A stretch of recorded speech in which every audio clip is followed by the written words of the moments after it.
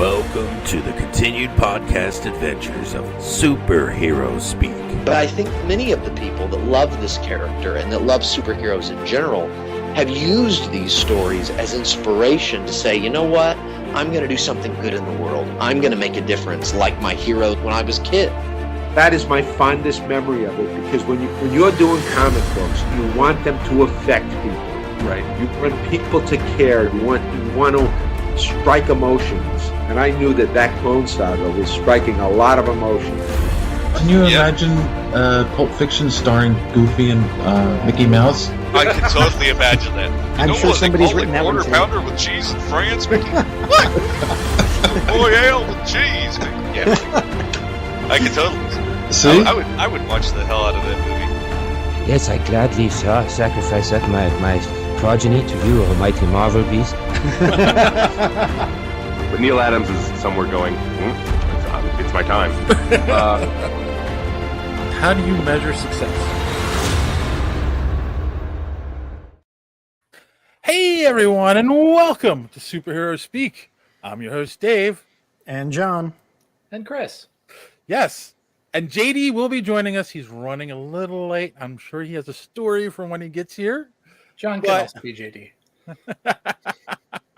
This is true. You are JD, right? Isn't your middle name a D as well? Yes, it is, as a matter of fact. Oh, I didn't even know that. JDO. So yes. So how is everyone doing? Chris, it's been a while since you've been on. What's new in your world? Nothing. I turned 44 at the end of last month, so that was fun. Now it's June.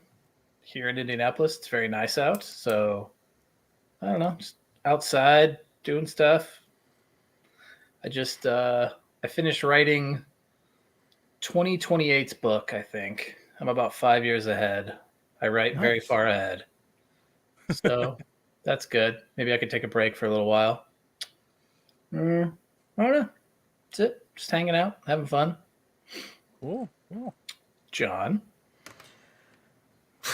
I had just getting off of a 4-day weekend. And instead of working through it like I've been doing for the past couple of weeks, I just blasted through 5 light novels this weekend. So, it's the first time I've really hit light novels that hard. I usually go through the manga, but so the writing style is different, and I don't know if the one that I'm reading is the same style I should expect from the rest, because it's not as literary as a book, and I don't know if that's because of the translation or the format. So, but otherwise, really good. It's they reincarnated as a sword. It's actually, the storyline is it gets better as it goes along. So I'm on like book 5. I'll be on book 6 tomorrow at the rate I'm going, and it's pretty good. It's really good, actually. Are those like novella lengths? Yeah, kind of. They're shorter than what you'd expect for an American novel, and there's a lot of missing direction. Like you just have the characters say something, and you have sometimes the context isn't quite there for you. Like you expect, like he said, she said, he emoted, whatever, blah blah blah. But in these, they're missing a lot of that. It almost reads like a what do you call it? Not a manuscript, a screenplay. Yeah, a screenplay. That's pretty much what it almost reads like. Except there's more to it than that. So yeah, I'll have to ask JD if he knows. But anybody who's listening here, including our old friend that also talks anime about it with us, wondering if that's like what I should expect from the other light novels. Because like I said, I've just read one series now, and there's a bunch of other series I want to get into.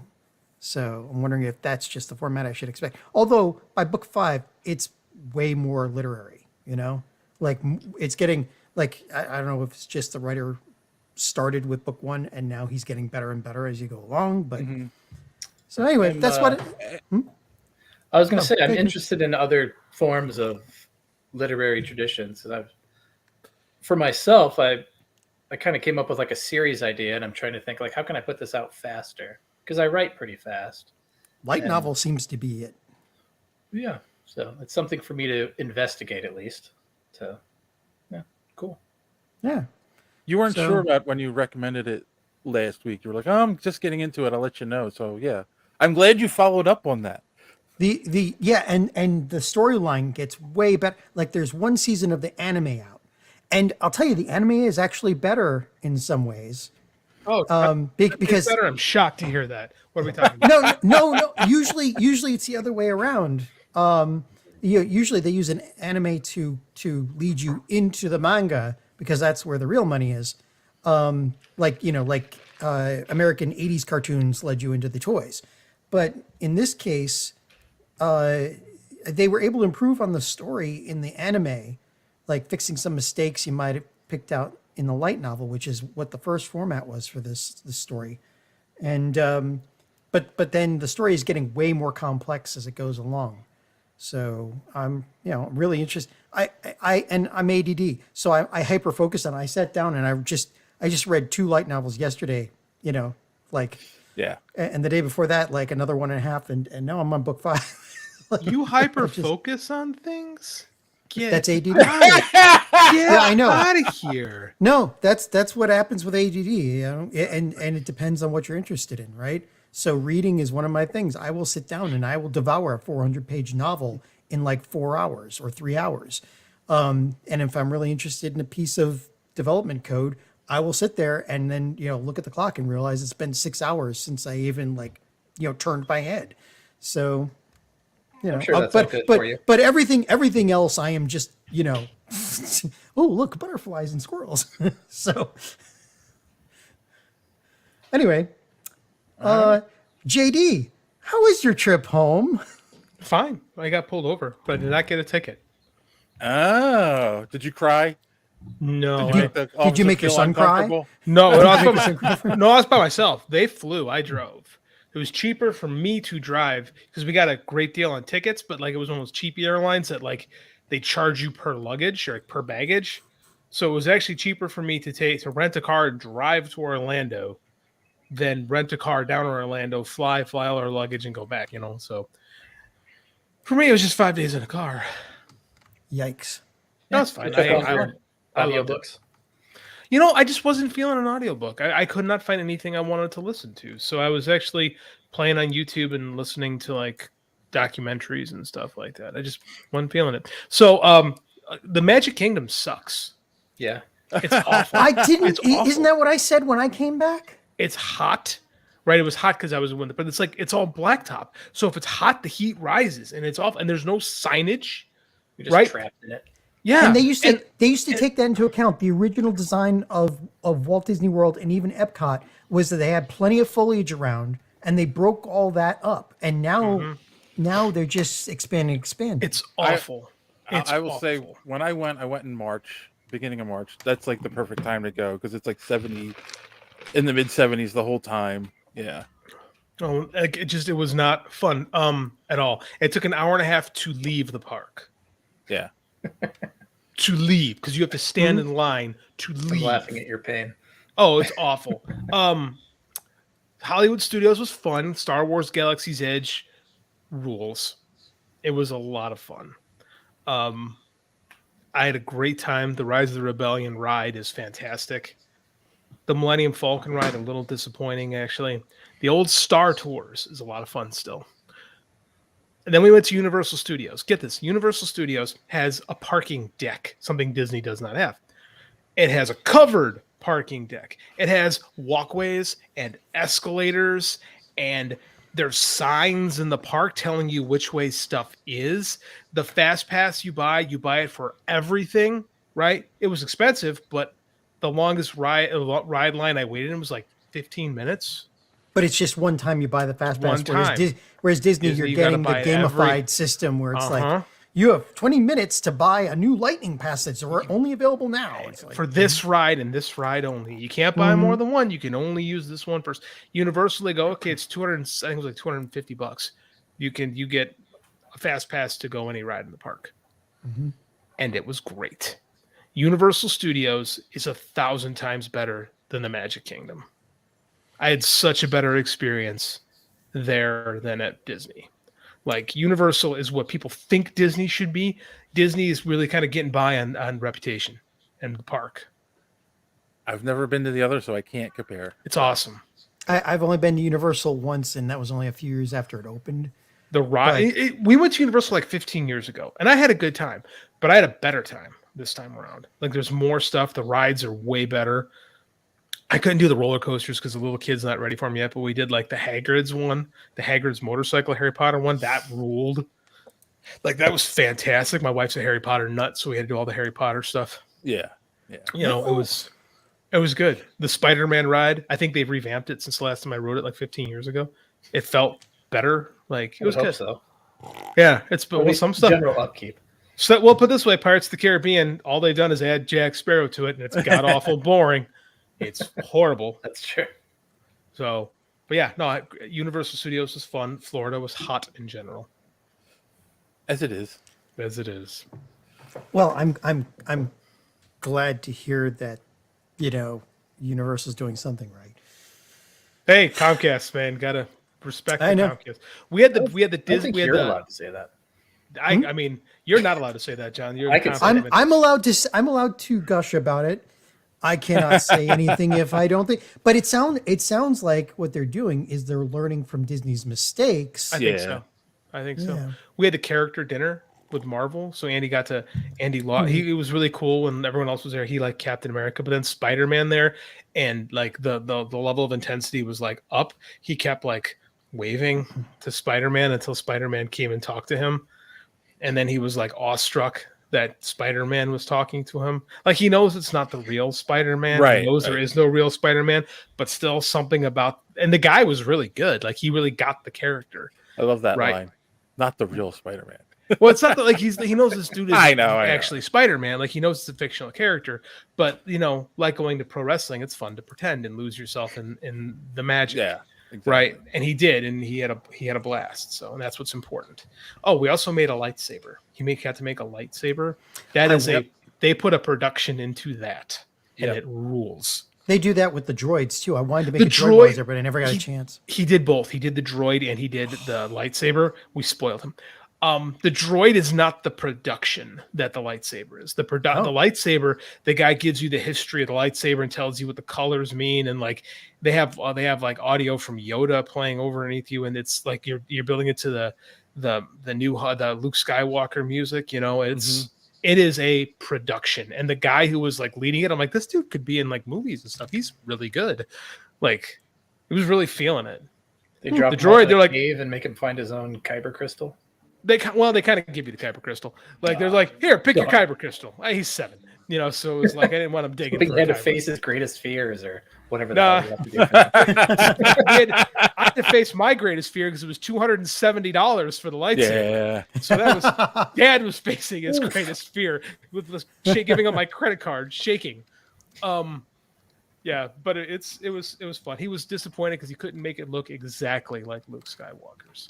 Oh. But it's pretty damn close because they want you to like customize it and make it your own. He's like, no, it has to be like Luke. And then the build your own droid, he made R2D2 because it had to be exactly like R2D2. Yeah, I get it. Yeah, I would be the same way. So. I know you would. I was thinking that too. I'm like, this would be Dave if we were at Disneyland. But it was fun. That was a good vacation. First vacation I've taken in 8 years. Awesome. Yeah. Dave, how are you? How am I? Where did we do that? All right. No, we didn't. You popped in just as John was going. Chris went first. Yeah, you got to miss all my updates. Oh, sorry, Chris. So there's nothing going on. So let's see. Let's start with this. Wait, the cat's out of the bag now. That's my girlfriend. Oh, yeah, happy birthday, Dave. Thank you. Yeah, so it's been a long weekend. Amen. Today is my actual birthday. Oh, wait, she just posted.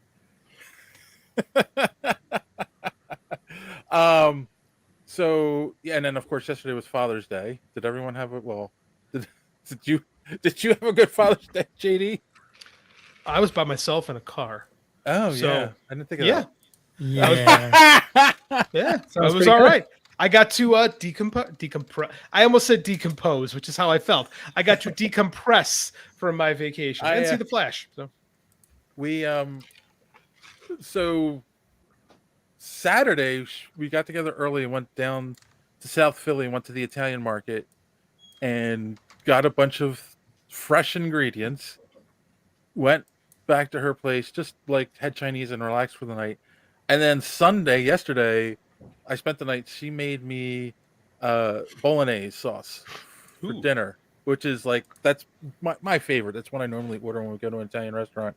And 7 hours it took to make this sauce, and it was one of the best sauces I've ever had in my life. She got a recipe from a chef we both like, and That's good. That would suck if it wasn't very good after 7 hours. yeah, no shit. We let this piece of shit just stew for a while. It tastes like ass. Apparently, That was all right. Apparently, the secret to bolognese is a lot of fat. Like it starts with butter and oil, a mixture of butter and oil. You put the veggies in and then let them saute. Then you add the meats. It's a mixture of beef, pork, and not lamb, veal, beef, pork, and veal. You let that cook. You leave the fat in. Then you add milk, and you wait till that flavor.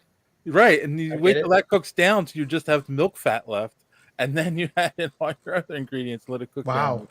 Yeah, somebody really likes you. My left arm is going numb just listening to this conversation. It was so good. I was so grateful she made it for me. It was wonderful. And then today I saw a movie that we will be talking about in a little bit, and then went to dinner with my family to actually celebrate. So it's with my kids and grandkids. So that's awesome. Yeah, and now I'm here with you guys. I'm not sure if that's a good ending to my birthday. We'll try to ruin it. I do. I try every week. This one will be extra special. Classy says, hello there, and I love HP series. Ron Weasley. Harry Potter series. Ron Weasley is my favorite character. Truth. Speaking truth to power right now. Never read a book. Seen one of the movies. It's my wife's but I've listened to every book because my wife sleeps to audiobooks. Yeah. So I've heard parts of every Harry Potter book. I'm sure it haunts my dreams. But I've never actually sat and watched, except for the last one. I saw the last one at the theater with my wife, and I kept going, "Who's that? What's going on? Who's that guy?" Wow. You're my favorite kind of movie companion. Well, I did it just to spite my wife because I'm that kind of husband. So look who's watching, guys. Hey, Don's back. Don says I live a half hour from Cedar Point, but I've never been modulated. Motivated? Is that what you mean? Motivated enough. I like modulated better. I've never been modulated enough to travel to any other amusement park. Cedar Point's pretty great. I've never been to Cedar Point. A lot of coasters there. That's not too far from you. About 3 states. Just go across Indiana. That's right. I forgot. There's no reason to stop in Indiana. This is Don. I agree. Don and I share the same birthday. Happy birthday, Don. Happy birthday, Don. I completely forgot that we share the same birthday. So yeah. Happy birthday, everyone. Except the rest of us. So yeah, it was a long but fun weekend, and it won't stop there. Next weekend it's going to be busy because both my brothers are the 26th. So we'll be celebrating. We'll have a combined birthday for everyone next weekend. Do you know what I hate about Florida? Everything. Florida. These days, I mean, Florida. The whole it's hot. It's hot. It's shaped like a penis. It is shaped like a penis, and that's its one endearing quality. Well, they are acting like America's dicks Wang. It is. I'm driving around Florida, and I'm like, people live here on purpose. It's hot. It's muggy. No one uses turn signals. Like, it sucks. Sorry if any Floridians are listening. It's a nightmare. Don't go there. I just got back. I don't disagree. Andy's like, I want to go back to Galaxy's Edge. And I'm like, when you're a parent, I'll come with you. You can take your own kids someday. Mm-hmm. That's what I was like. I'm like, yes, when dad is old and decrepit, I will be a burden upon you. There are people who go down and just go to Galaxy's Edge and then go home. They don't go to the rest of the parks. Dave, that's what I would do if I went back. Yeah. Go to Galaxy's Edge and then go to Universal. Now, I have a question. Yeah, Did you go to Animal Kingdom? No, I've heard good things, but we just didn't have the time. I did not go. I would not go again because, especially in this time of year, there's no shade, and it's all open. And it was hot in March in Animal Kingdom. Yeah, I can't imagine. It was the nicer of the parks. They had pretty good food too, but yeah, like in the summer, I wouldn't do it. You know, I'll say this: the food was pretty good at both Disney and Universal Studios. Universal Studios, a Jurassic Park restaurant, I had like the best rotisserie chicken meal I've had in like a long time. It was fantastic. Don, I would hope you paid for your meds. I think he meant pain meds. Don is definitely on another level tonight watching the show. Thanks for joining us, our friend. I'm glad. It's good. Yes. Can only improve it. Nice. All right. So what the hell are we doing? I didn't even get to read the notes. I've been in the car all day. Well, I was going to say we're not doing Social Media Madness this week. Hooray! Is that because I'm here? No, it's because I have been so busy. I have not been on social media, and I haven't had a chance to tweet or get replies gathered up. Cool. Can we make Chris for it? Can we make Chris a permanent host if we don't have to do it anymore? No, because we'll be doing lots of it next week. Oh, because we don't have anything big to talk about next week, so it's got to, we got to fill it up with crap. There's nothing coming out next week. No, the following week is Indiana Jones. What's this week? No. There's something's coming out on Disney, isn't it? Isn't the 19th Secret Invasion? No. Isn't that already out? Invasion. No, the 19th. No, today. Is it today? Never mind. Today, I haven't watched it early. I don't have a secret. Let's all. But forget what I just said. You don't have a secret? Okay. There's no secret connection. You have a lot of secrets. We know, Chris. Don't worry about it. Are you a Skrull? Is anyone that I care about going to be a Skrull? Is it going to be like last time I read in the comic book and nobody of consequence was a Skrull? Probably. I don't think I'd pick this face if I was a Skrull. Well played. You win the superhero speak game. I mean, we'll talk about it, but we're not going to dedicate like we normally do. We'll talk about it as we watch it. We need to make that part of our intro. We need to make that part of our intro. JD won't watch it, so it'll be you and I talking about it, John. That's true. What am I worried about? All right. Well, but if you want to be part of social media madness next week, here's a sober version of Don to tell you more. How's the show going? You join it? Do you want to be part of Social Media Madness?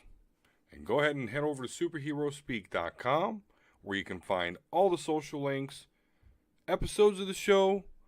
You can find comic reviews by Chris and other articles. We're posting stuff on there all the time. And while you're there, check out the rest of the Geek World All-Stars Podcast Network.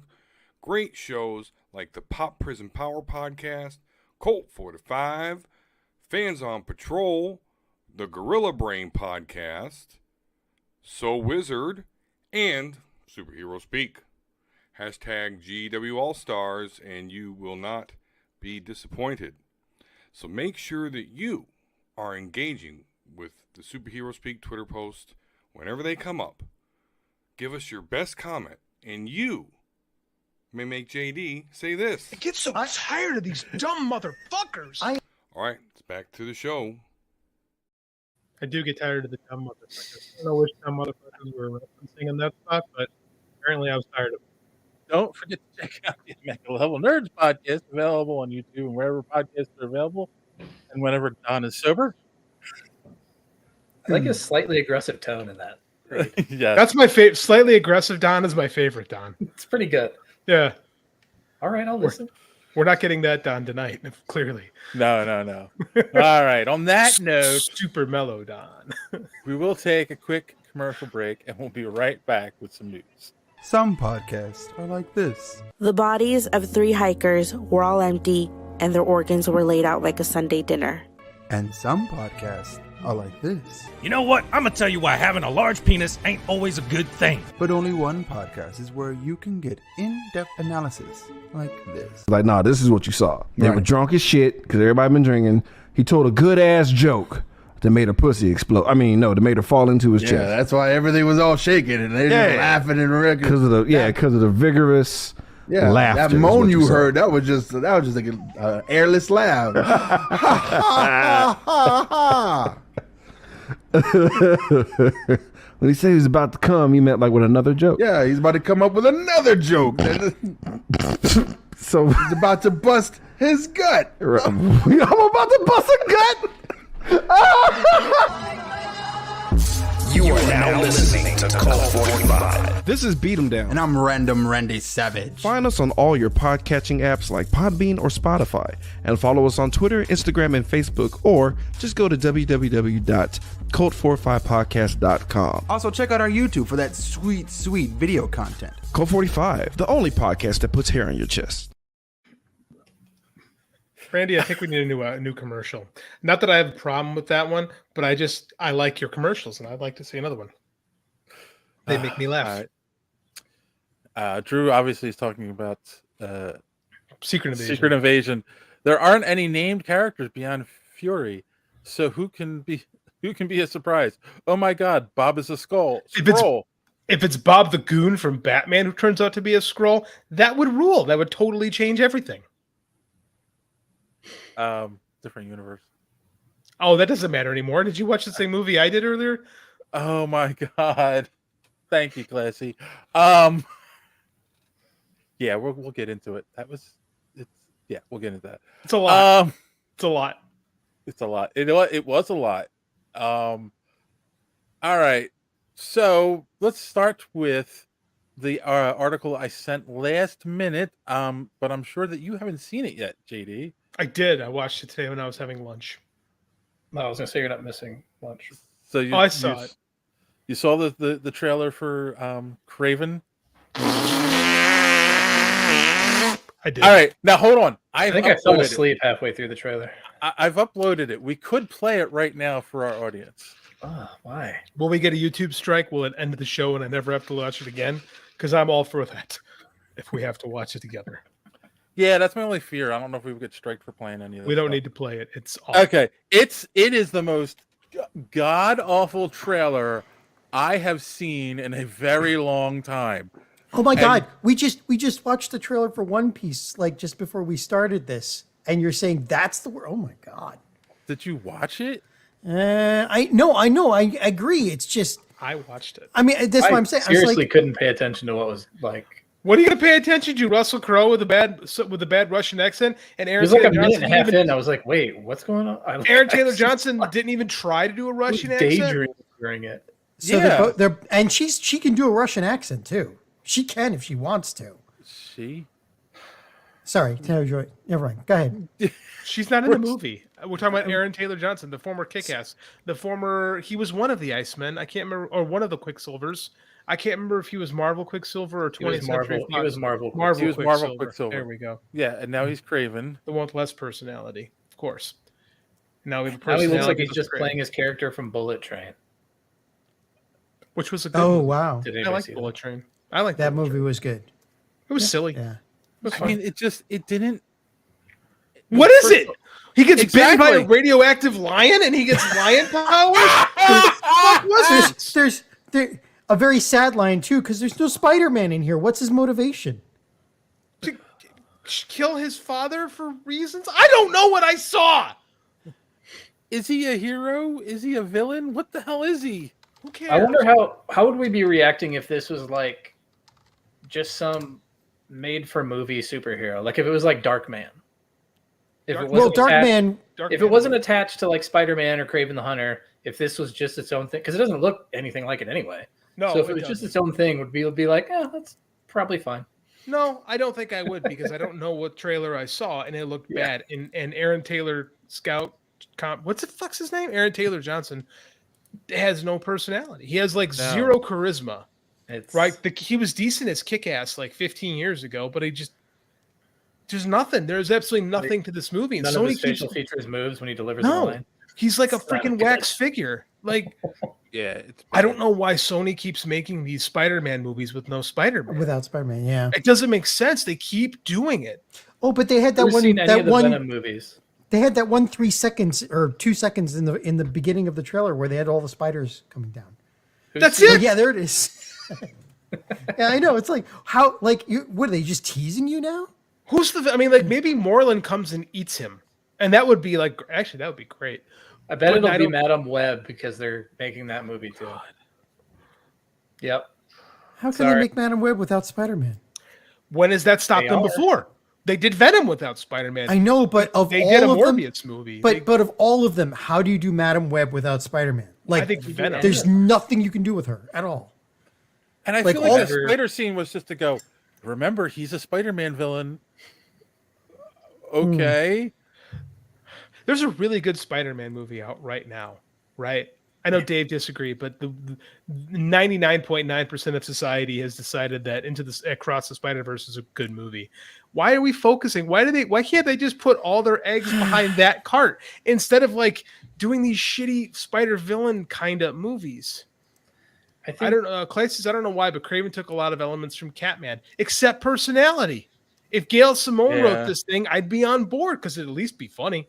Yeah, This this is- Catman or Secret Six or something. That'd be That cool. would be great. That would be fun.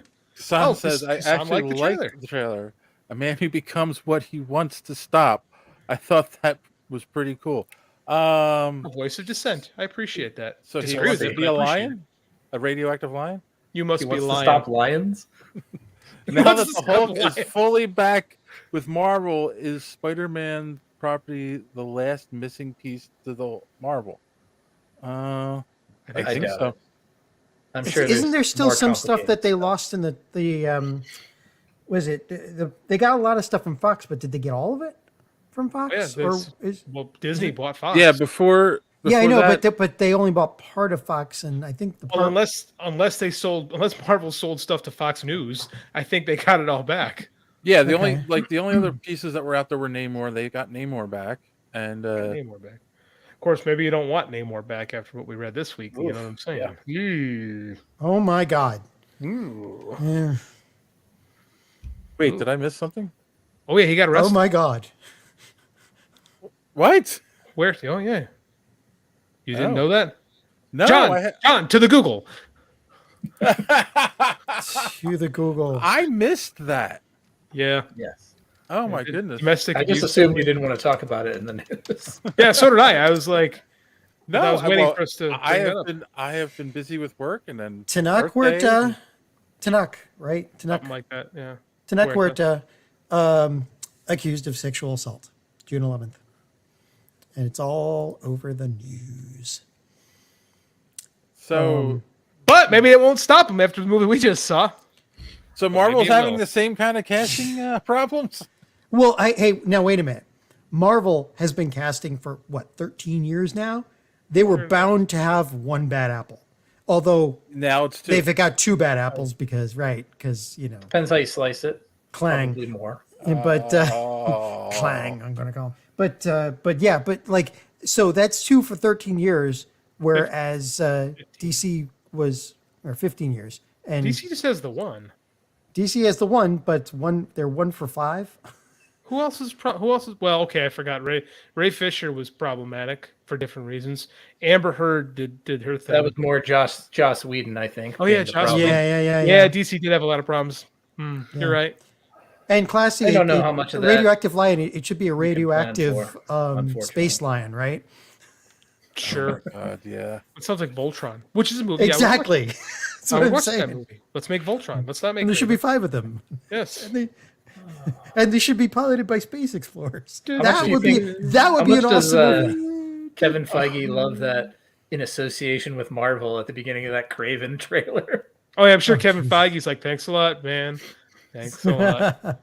No, He's you firing don't need to put our leg on this. Sony has to keep. They have to keep making this movie so they can keep the property, right? But they don't have to. Like they have to have something in production. But they just keep making the Miles cartoons. They're good. People love them. These like intentionally bad movies. I don't know who this helps. How is it that the team that's doing the Spider-Verse movies is so much better than everything else? Because and like has their act together. Lord and Miller. No. Miller.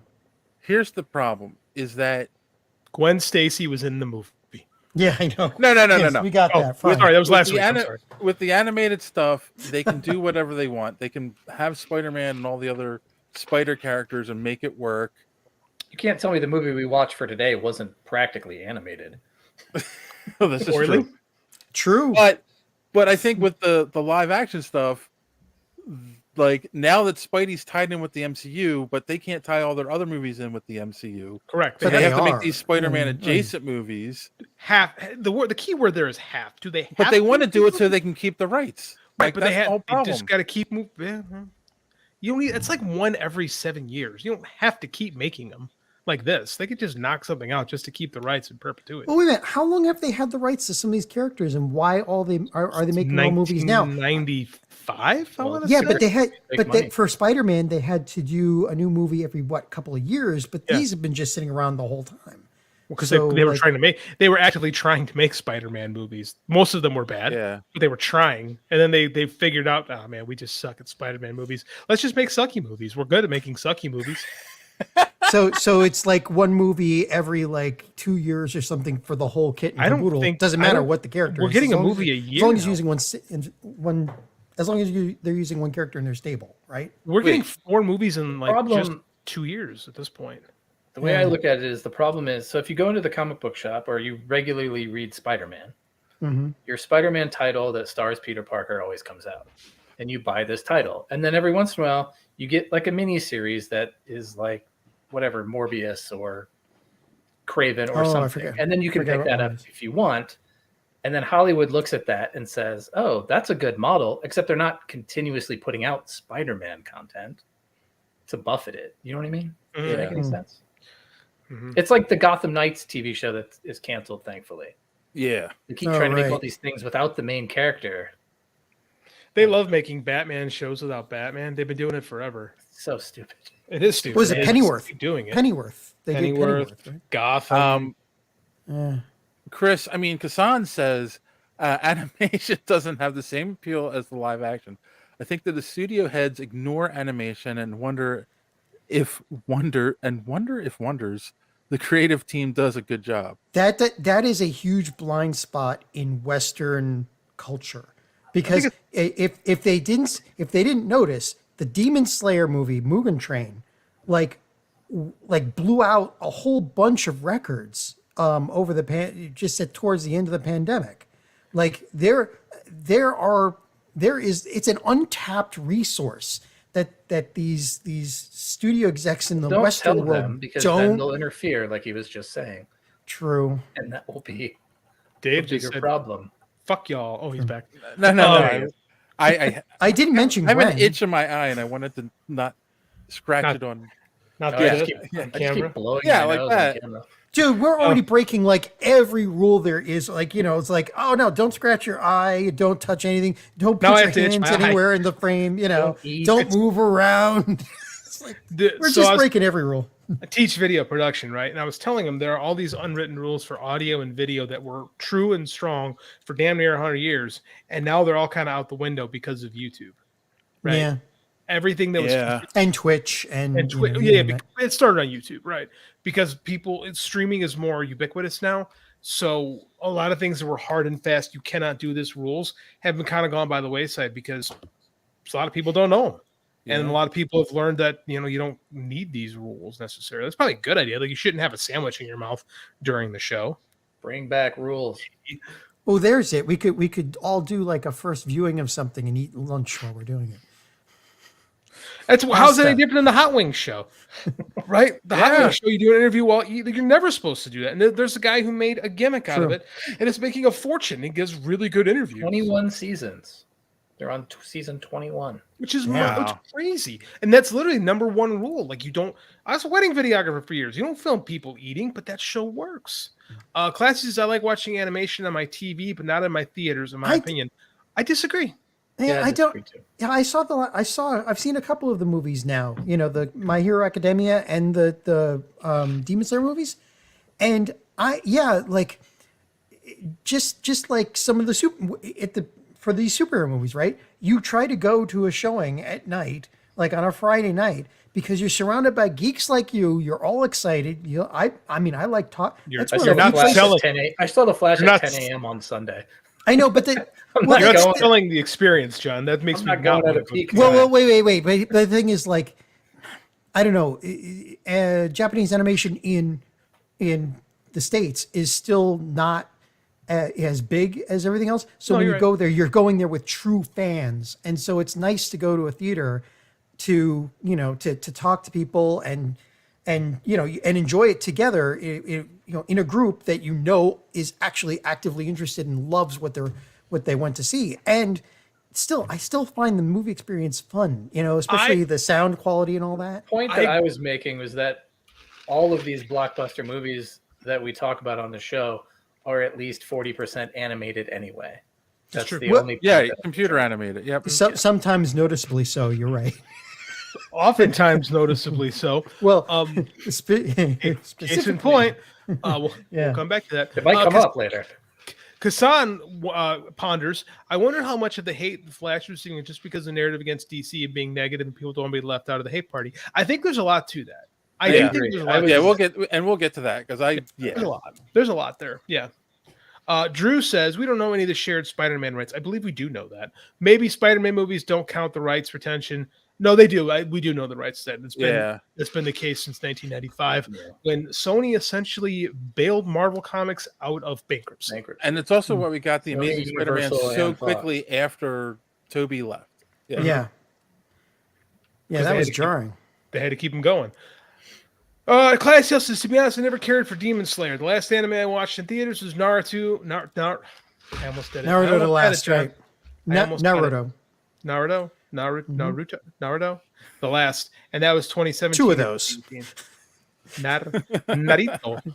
No, Naruto. So, but anyway, Naruto is I mean, but again, it depends on what you like. But I still like.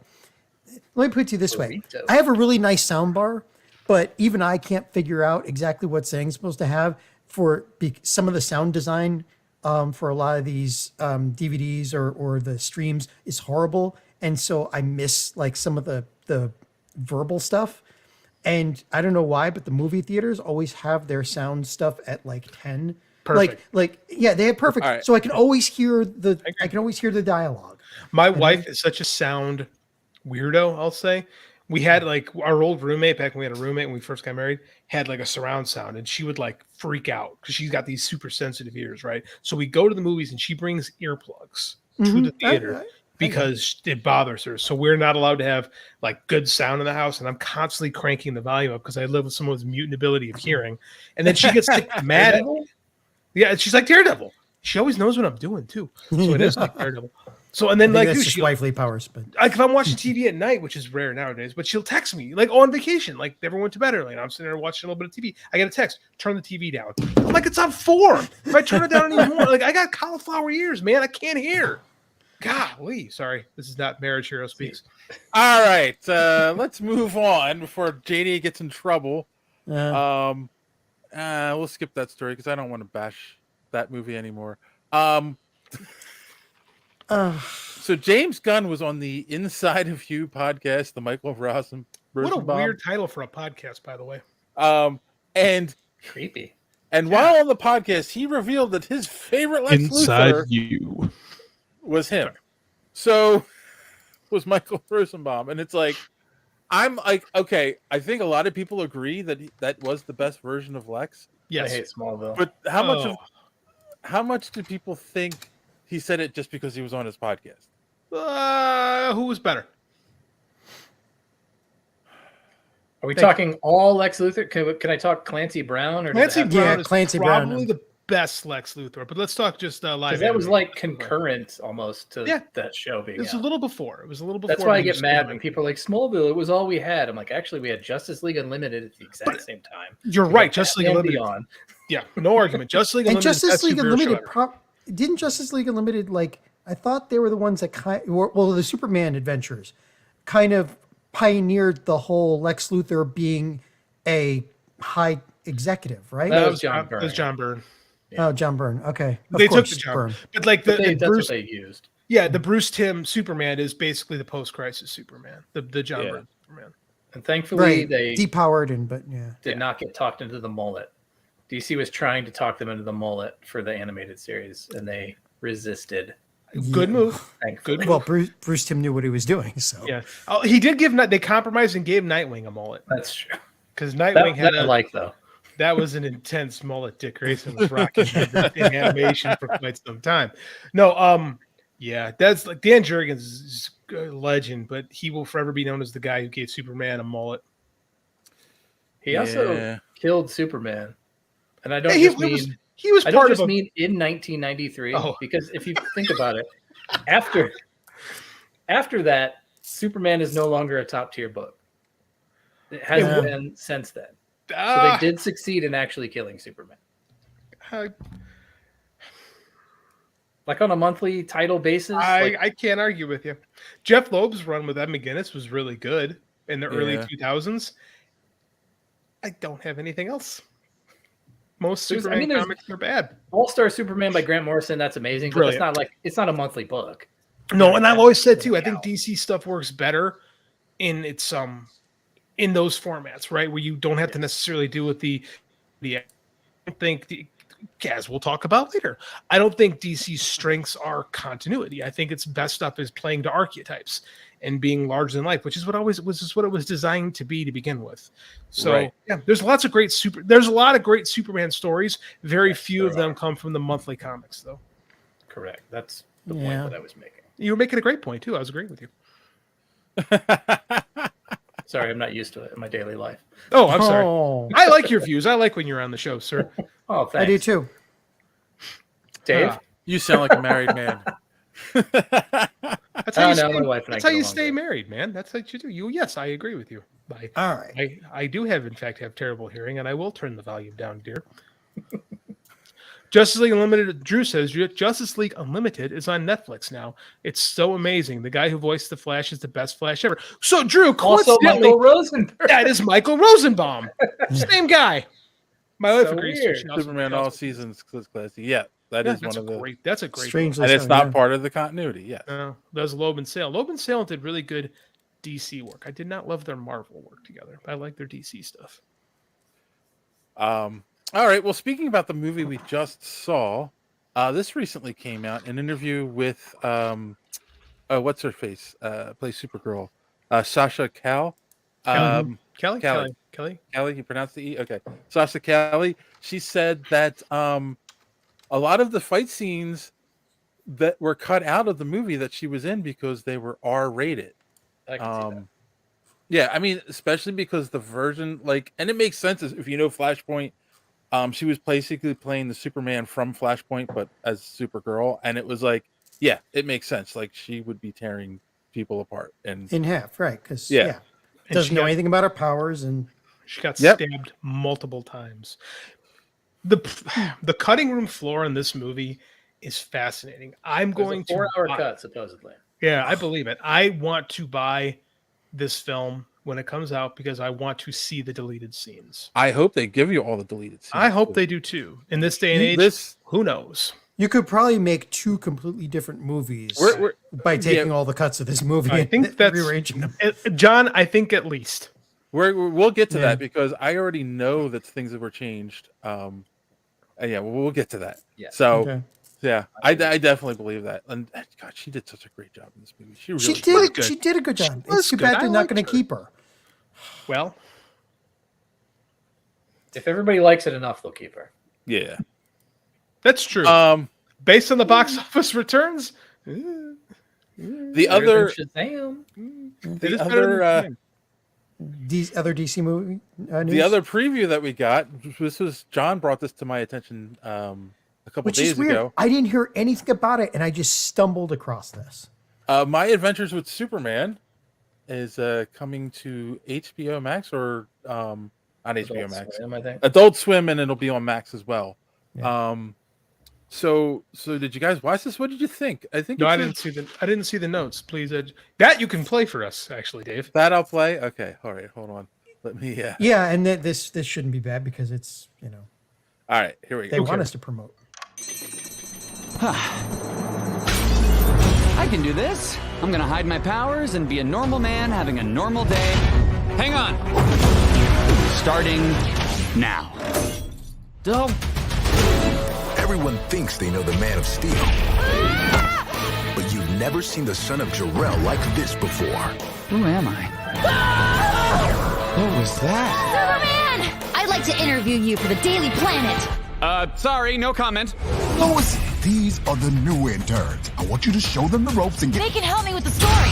If we break this, we'll become real reporters. This is the story of the century. Who is Superman? Lois, I know what Superman is. Huh. You think he's a plane? It kind of looks like a bird. My Adventures with Superman.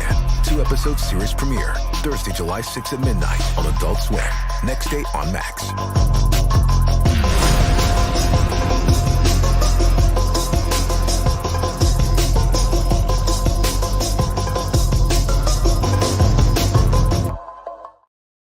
Hey, look at the ad for the comics at the end. Sweet. Yeah.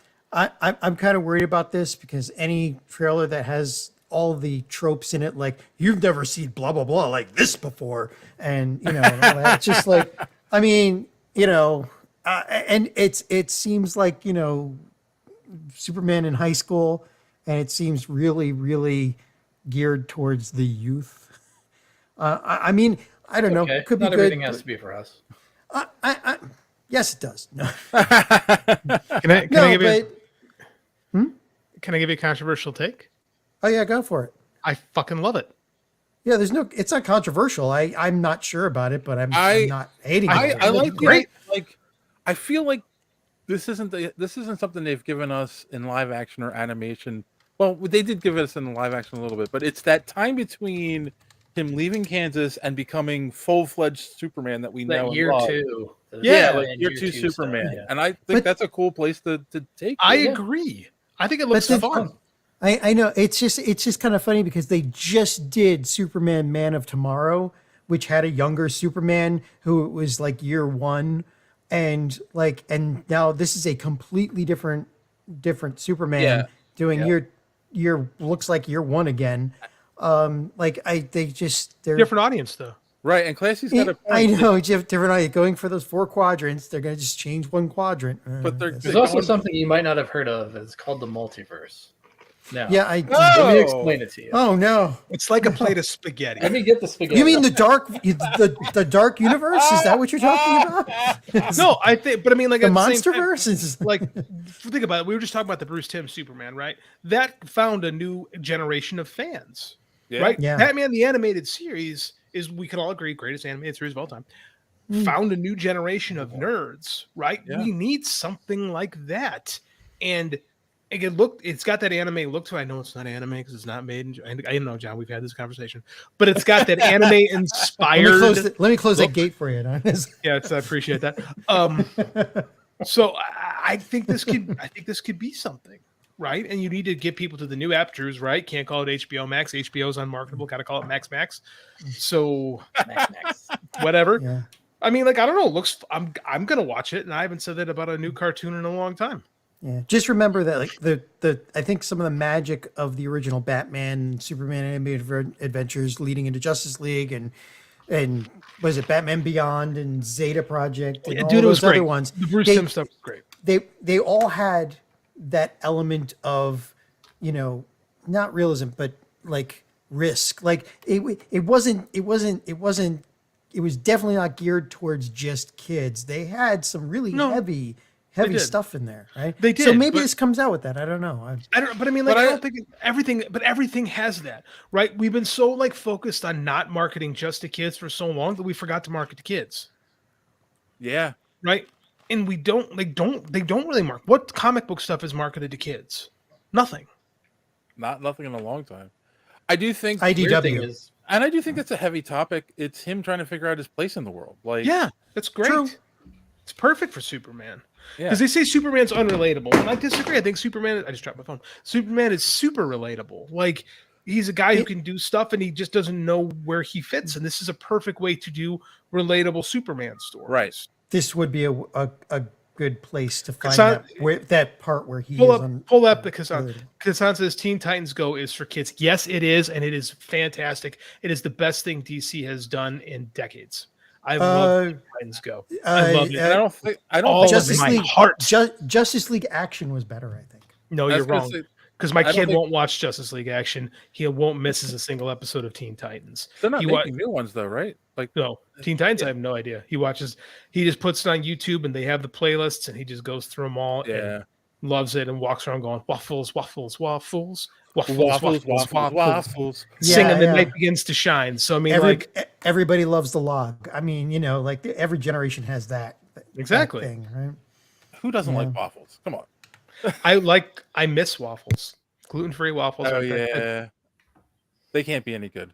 Happy, joy, happy, joy. Come on, it's like it's log. Yeah, everybody loves the log. It's log. It's better than bed. It's good. Wait. Classy says Harley Quinn season 4 is coming out this summer. That is not for That kids. is not for kids. That is barely for adults. I like that show. I know it's too much for old man Grady, but there are parts of that I like. Breeze. I gotta step away, man. I don't know if I'm old enough for this. Speaking of multiverses, by the way, and all of these things could fit into a multiverse for DC. James Gunn has come out and said officially, Blue Beetle would be the first character of the DCEU, so his universe. Smart move. I think what he means by this will be the first movie because he goes terms. Oh, Classy says I tried Waffle House and didn't like it. I think he probably follows me on Twitter. I went to Waffle House yesterday. I had a hash brown bowl with scrambled eggs, smothered and covered. They weren't smothered. They didn't say smothered and covered. They just said hash browns, and I was like disappointed because she did the smothered and covered for the guy next to me. So I was like, oh man, I kind of got screwed. Yeah, no secret handshake. Always go to Denny's, man. No, I liked it. I liked my Waffle House hash browns. They were fine. It was cheap too. It was like $10. What do you get breakfast? He likes the show too, Chris. Oh, great. What were we talking about before we started talking about Waffle House and breakfast again? Blue Beetle. Yeah. Blue Beetle. I think when they say first character, I think they mean this is going to be the first movie that takes place firmly in their version of the universe. I think that's not like this is the first character, because like George Lopez references Batman. That's one of the best lines in the trailer. Batman's a fascist. Well, and true. The best and truest line. And 100% accurate. Batman is a fascist. I think it's a smart move because he said he likes the movie. So if you like it, let's get your DCU going. Let's see what it is. Yeah. So the trailer looks great. I love the next thing to come out. So yeah. And they need a hit. Badly. And I've seen that trailer a lot. It's been in front of every movie I've seen lately. So me too. Yeah. I'd like to see another one. I'd like to see a different trailer.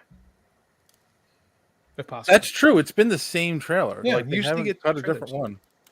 Yeah. I saw a different Barbie trailer. You know what? Actually, looked kind of fun. Yeah. Yeah. I don't want to see it, but I mean, it's looked fun. I'll check it out when it goes on streaming. Yeah, if it streams, I'll watch it. Go ahead. I'll watch it with sunglasses on. Or if Dave says we have to review it, I'll watch it. Right? No, I won't do that. So what do you think, Dave? Blue Beetle, the first character of the new universe. Oh, I think that's great because it also gives you something fresh and new to start on. I agree. It's the Spider-Man of the DCU. It's going to be. And that's how it feels, right? It feels like a Spider-Man movie. I'm very excited about that. Jaime Reyes has always had that kind of energy, so that's good. No, Classy. I'm not excited to see a movie about the man who invented the nuclear bomb. Well, actually, I'd be interested to see it just because of the scientific part of it, but there are some of us that when we were in grade school were old enough to remember that we were still doing the. You remember when Oppenheimer created the nuclear bomb? Yeah. Man, I was right when I called you old man greedy. But I remember in the 80s when the TV movie Threads came out, and that was probably enough. That was probably what scared our entire nation into finally deciding we need to disarm now. You know what it was? It was the day after. Oh, the day after too, right? There was the day after in Threads. Yeah. Those two movies scared the crap out of everybody. Yep. Because they finally showed you, ducking and covering under a plywood desk, not going to save you. But those two movies taught us what Fallout really was and what it could do, and Yeah, I thought by the 80s we were pretty much aware that duck and cover was bullshit. I was a child, Well, I was talking about the remember- 70s. You know, the 70s we were still doing drills. So, I mean, I was in the third grade when the Berlin Wall came down. Fourth grade. So, I mean, about the same. Oh I my remember God, a little of that Yeah. early paranoia. Kassan says, yeah, I remember doing nuclear drills in school as if a desk would save your ass. So we do active shooter as a teacher. We do active shooter drills now in school. Let me tell you, those are fun. that's insanity. that's Yeah. self-inflicted. That's not like Well, we're taught now if the person comes in the room, you don't hide, you throw everything you have at them. Yeah. Isn't that horrifying? Isn't that Right. horrifying? And they teach that to kindergartners now because of Yep. Sandy Hook.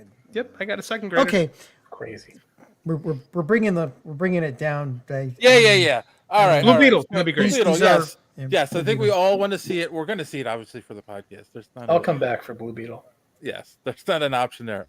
Hmm. What's Kassan say here? We were doing drills in the 80s, but it was in Ohio. They always a decade behind. Sure. I'm sure Don would confirm if he was conscious. Yeah, and I think Kassan is trying to say, look, I'm old, but I'm not that old. As your neighbor in Indianapolis, I agree. You're always behind. You were listening to 70s music while you were doing those duck and cover drills in the 80s. So, All right, let's. To be fair, 70s music rules, so I see nothing wrong with that. it's true. The 80s really. 80s music is also great, but 70s music is good. All right, I think we've exhausted the news enough. Let's take a quick commercial break and get back with our main topic.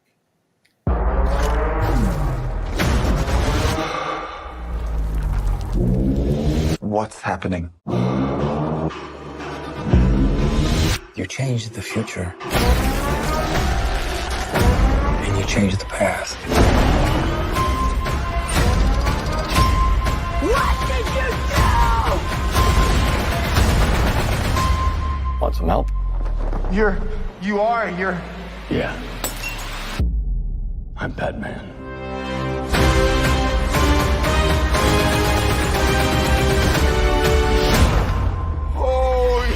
Watch the full trailer online now. The Flash, only in theaters June 16th.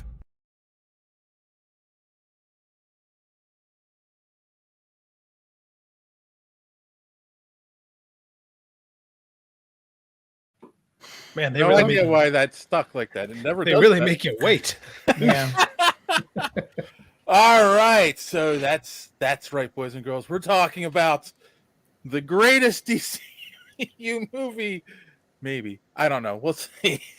The Flash, probably the last DCEU movie. Unfortunately, at this point, We got Aquaman. We still got an Aquaman. Yeah, that's true. That no one cares about. Nope. So let's real Oh, quick. really? Talk about. Oh wait, I never changed. I copied this from last week, and I still says Rise of the Beast from last week.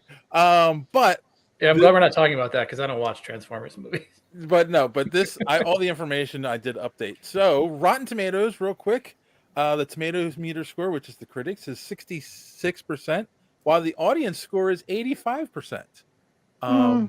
That's about right. Box office, it is a disappointing box office for this movie. 64 million domestic, 75 international, and 139 million worldwide at this point, which Also is about right.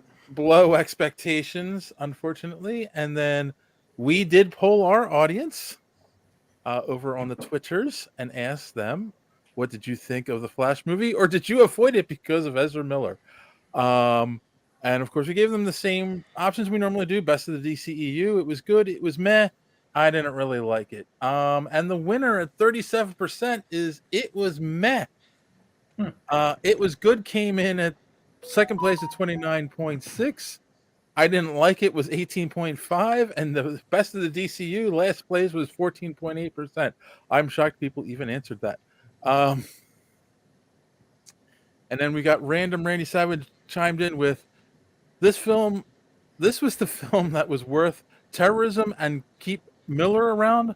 Well, at least we got Jonathan Majors can't get work at DC. At least we know Jonathan Majors can get work at DC. All right. So having said all that, let's go around the room and find out what everyone thought real quick. Non-spoilers. And we will start with Chris. Sure, I liked it. It was fine. Such enthusiasm. I mean, I don't know. A lot of build-up, so you knew it was going to have to let down somehow. Yeah. If you think about when he was cast, I mean, what is that, 10 years? Yeah. That's a long time. Kind of, yeah. It's been almost 10 years. I mean, it did better than Shazam, a little worse than Black Adam. That seems about right, maybe? I don't know. I was talking to a bartender this weekend at a brewery around here, and I was telling him I was going the next morning to see it. And he was saying he watched all the DC stuff because it's all on like HBO. Mm-hmm. And he doesn't like get all the hate. He's like, I think people just hate on it because it's just like DC stuff. And they're like, he used to read comics back in the day. We talk about it sometimes. And he's like, I think people just like love Marvel. And so they hate on this. He's like, it's all just, it's all very much similar. I'm like, I don't disagree, because even when DC does a good movie, it still gets hate. And it's like, why? So.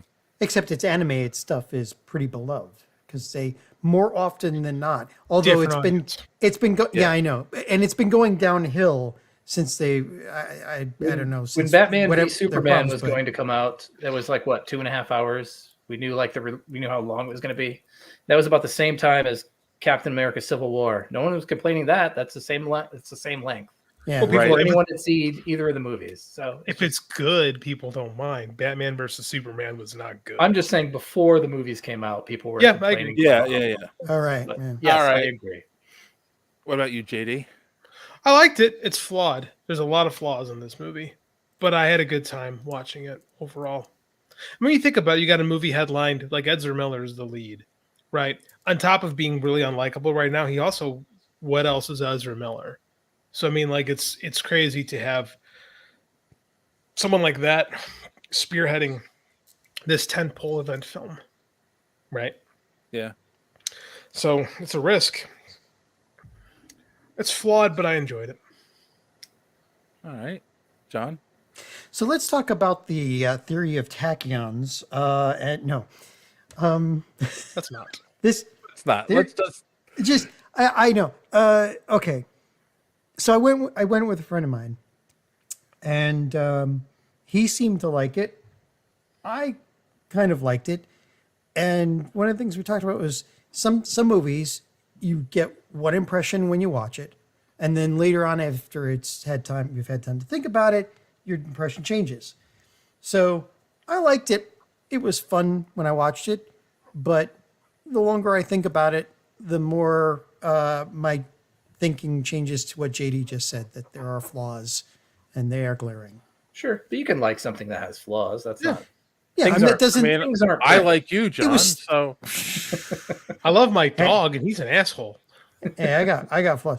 But I mean, it was entertaining. Yes, it was very entertaining, and it's been better than it's been better than a lot of the movies. I think it's probably one of the best they put out, probably so far. I think, except for maybe Wonder Woman. Although Wonder Woman had that ending. I think it's the second best DC movie. Yeah. So, but again, the more I think about it, the more flaws I'm seeing, and well, it's a good thing that the leadership has changed. I went in. Okay, so I think I've seen it the most fresh. I saw it today, this morning. I went saw it in at 10:45 at night, so I left it in the morning. You've got me by a few hours, sir. Wow. I went in having seen people commenting. No one really spoiling, but people commenting on social media, and I went thinking like, okay, I've got to hate this movie, right? Because like no one likes it, everyone's hating on it, and I came out like, wow, I like kind of enjoyed what they did with it. Like I felt the same. That's what we were talking about like the buzz for a lot of this DC stuff is so negative, and a lot of it is earned, quite frankly. That it puts a sour. I tweeted. Yes, they've done themselves no favors. That's right. Well, I tweeted last night. I was I was late getting to my hotel, so I had to wait an hour and a half to see the movie. So I'm in the theater like 45 minutes early. I took a picture of the blank screen, like I'm here to watch Flash. I don't even want to be here. Blah blah blah. And I was in a bad mood, And by the end of Act 1, I was smiling and into it. You know? So, yeah. Yeah. So Drew said, I wish this movie advertised a movie to get us to watch. Band surprised me with Batman. Instead, please watch Batman is in it. I think they did that because of all the negative press, Ezra Miller. So that's why they changed the advertising to be like, well, wait, Keaton's back. Keaton's in this movie. I don't disagree, but no studio is going to put down $200 million and put Michael Keaton in a movie and not advertise that he's in it. I agree with that. Just not going to do that. Especially with the buzz he's been getting lately. He's just been good in everything so far. And Kassan says this movie reinforced Superman's decision in Man of Steel to kill Zod. Put a pin in that. We will return. Yes. I felt. Did anyone else feel because Zod was kind of the villain that I'm like, is there a villain in this movie? Because we've already dealt with Zod, so I got this like weird feeling like we'll get put to a pin in that. We're getting to that too. Yeah. So I'm going to say this for those who are watching or listening. If you've not seen the movie yet, which box office indicates you might not have, and you don't want spoilers, well, this is where you can bail. Go see the movie and come back and watch the end of this. But if you don't care or you've already seen it, all right, here we go. You've been warned. Spoilers. George fucking Clooney?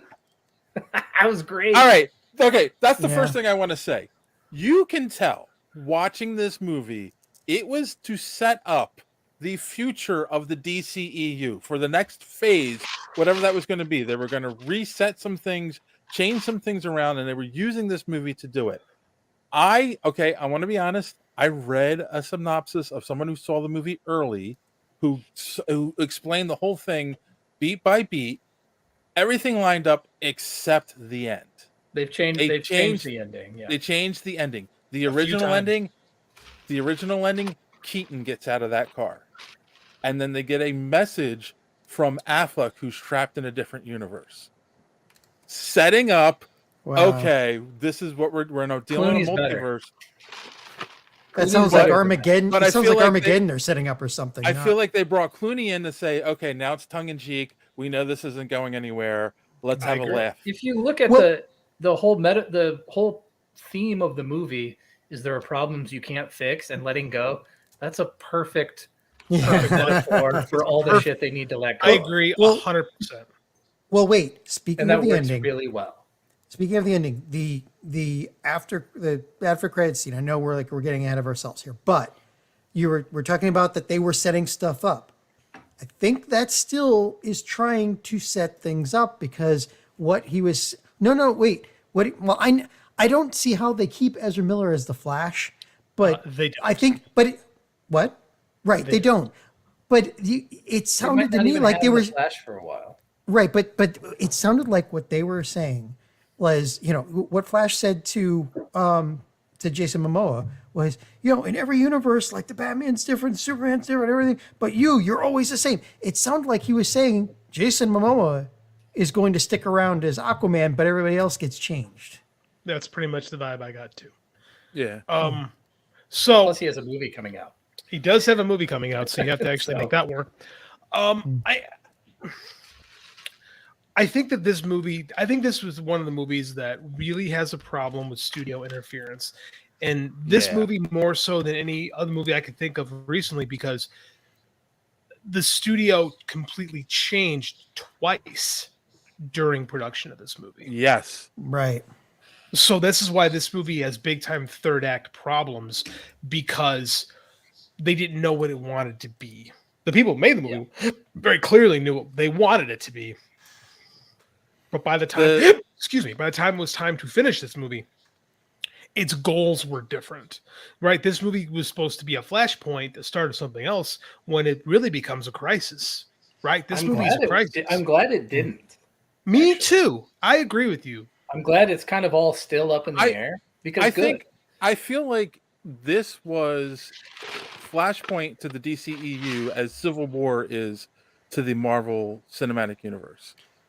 You took the elements of the story and recreated it, but changed it enough to work within the framework of something you already have.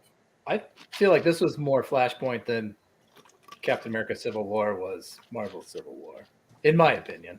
Okay. Just because they hit some of those regular beats, like, well, no, I Very can't classy. think of anything. No. Yeah, Classy's got a good point. They've 7 directors and 4 writers since 2014 for But this. that wasn't always this movie. Was this supposed to come out in 2018, I think, or something? It was, Or- but it was different, right? This movie was supposed to be a Flash origin movie, right? Yeah. And then they got changed. Like, Can you imagine if this came out before No Way Home? Huh. Just because would that be better or worse? Because Well, the thing, right? Because this would have been the first multiverse movie, right? here's the problem: is Yeah. I've seen in just over a year, I feel like I've seen it 4 times now, right? Multiverse of Madness, Across the Spider-Verse, No Way Right. Home, this, and even Anywhere, Everywhere, All at Once. Like, it's the same movie, right? Done in different ways. It's like there's this cultural zeitgeist right now of multiverse stuff, and like I don't. Well, I'm kind of over Fringe it. did all this in 2008. It's not a cultural. It's not a cultural zeitgeist. What it is they've run out of ideas in Hollywood. They want to keep hitting the same beats, and this makes it really simple with multiverses Yeah. to keep hitting the same beats, just They haven't changing run out little of things. ideas. A multiverse thing made money, so they're going to keep making multiverse. Well, not only that, but They like, don't okay, make money. but we did Spider-Man, but we want to do Spider-Man again, but you can't really do 2 Spider-Man movies within a couple of years. Oh wait, we'll do a different Spider-Man from a different things. universe. It's 2 multiverse. things. Makes it First easy off- to keep making money. Hi, Mark. I'm glad, and he says, Oh, glad hi, I saw Mark. Flash before I watched this last week's Superhero Speak because Dave gave away all the cameos. I did not give away all the cameos. Sorry. Well, But we did say it with spoilers. I didn't say Clooney was there. The other thing is, I love that scene. I successfully avoided all those spoilers. So I'm going to say this. pleasantly surprised. Me too. They were planning Flashpoint and doing this, and DC's always been a multiverse thing. I think they were starting to do it before MCU did it, but I think you're right. it took them so long to get this movie out. It feels like, Well, this they is don't an have their shit afterthought. together, so. Yeah. But also, like, you got to look at this too. Is this was not like this all kind of goes back to the problems with Batman versus Superman, right? The problem, like, they really Batman versus Superman is the most money making movie that everybody hates. Yeah. Right. Everybody hates that movie. But it made a lot of money. So like, they immediately greenlit Justice League, and then the problems happened with Justice League, and they brought in Justice. And since then, it's been constant shit rolling downhill. Yeah. Right. And occasionally you get a decent movie. Wonder Woman was a pretty good movie, but they all suffer from these Act 3 problems. Every single one of them. Because like, and I thought that the same, because again, like it's funny that Kassan said, oh, it justifies Superman having to kill Zod. Superman should be a character about doing the impossible. And I love the opening of this movie because it's literally, oh, my light's going to go on me. Great. It's literally Superman or the Flash doing the impossible, right? There's the babies that are falling out of the window, and he has to save them all, and he does it. And Batman is acting like a superhero, and the whole time I'm like, yes, where has this been? Yeah, this was the best Justice League movie we've seen. Yeah, it was 100%. And I'm like, they did it. They finally figured it out. And I was like, I was so stoked for it And it's with all the same people. Weirdly. Yeah, they finally figured it out. Like, the superheroes are about doing the impossible. Right. And that's what the beginning, especially the DC superheroes, because they're the gods of Earth. Right. Right. And that's what it's about. And they did it. They nailed it. Too bad we didn't get Dave's favorite actor in it, Henry Cavill. He shot stuff for it, but they decided. I mean, like, this is the problem, though. Is like they didn't know. Like, there is a good, and I like the movie. Don't get me wrong, but it feels like there's so much interference here. By the end of the movie, I wasn't sure where we're watching. Yeah, not just interference, but just turmoil behind the scenes. Because it wasn't just interference. It was like Kassan said, I think a while back. It was like 7 directors and 4 writers since 2014. But like, because of all that turmoil. That's not all this movie, though. That's just attached to the Flash, right? Like, since Andy Machetti's been on this movie, this is what it's been, right? But it's like total rewrites. It's because of the studio upheaval. And this movie really kind of being, this is why they couldn't fire Ezra Miller, because this movie was going to be the linchpin and everything. And they had so much invested into it, they couldn't just say, well, fuck it. Right? Like they did with Batgirl. That should have been our first clue that there were problems here, is when they took Batgirl, which hinged, now you get why we got rid of it. Now we get why this couldn't be on Max. Right. Because that movie hinged on this one. And they got to it and they said, no, we can't do this. Because they keep needing the clay. Like Robert Rodriguez always had this comment about filmmaking being like pottery, right? Eventually you have to stop needing the clay because it turns into mud. Right. Right. And this movie really, and as much as I like it, it really starts turning into mud at the end of it. Pretty cool. Can we? Yeah. All right. So since Mark brought up the cameos, and I want to like mention something. That scene in the third act, where things fall apart, where like they get all the weird little cameos of them looking into the multiverses. My problem with it, and it's the only point I felt like this is true. I keep seeing people complain about the CGI in this movie, and I will say that is where the CGI felt the weakest, is in that scene. And I was wondering, why didn't they just use archive footage? Why did they use CGI, especially for Krista Reeve and what's her name, Helen Slater? Like that looked bad. I'm sorry, it did. Like, and there's plenty of footage from those two movies that they could have used for those two. Well, they're saying that like what is it? The time bowls or time spears or what are they calling them? Chrono bowls. The chrono bowls, right? Chrono bowls. Yeah. Like they were trying to make it look literally like film, and that's why they were purposefully made to look like it was celluloid reproductions of the instance in times. I just got that's that. What? I just got that. Oh, you just got that? I just got that. That's why they made that choice, and I like it even more now. That's actually And you look on the outside when you were looking at the outside, like you could see the Batman 60s.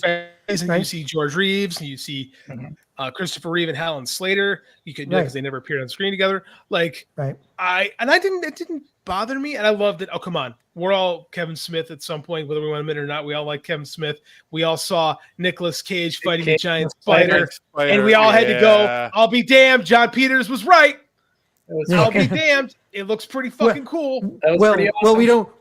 We don't know because you got to remember Peters also told him that he couldn't be in the suit and he couldn't fly as well. So and he had to fly a giant spider. Giant spider part, that's all I was talking about. It wasn't going to work without him flying and in the suit. So. Oh yeah, I agree. You had to be because I'm not Superman. Right. But anyway, we got Nicolas Cage as Superman and some random Jay Garrick. Right. Well, no, that was a Jay Garrick from the CW show. It was not. The guy who played him says that it's not me. Says it wasn't him. Yeah. It looked like him. It's not Jay Garrick either. John Wesley Shipp was Jay Garrick. No. There were in season Earth 2. He was a fake Jay Garrick. A fake Flash. Yeah, he was fake. Right, but he was the same actor. He was not. It was the actor. It was the actor who played Eddie Sears. No, but it's not him. He says, "Are you sure?" He said it. I'm going to trust the guy who said it. It was his face. Like they had to pay him. If it's not him, there's big problems because he didn't get a paycheck. Yeah. I was about to everybody say, said it. Everybody said it was him. That's like so him, weird. And I think that's a problem. Yeah. There might be a lawsuit if that's. It looked exactly like him though. Anyway, and that would be the Jay Garrick from Earth 2 that we're talking about, not the one that was played by John Wesley Shipp.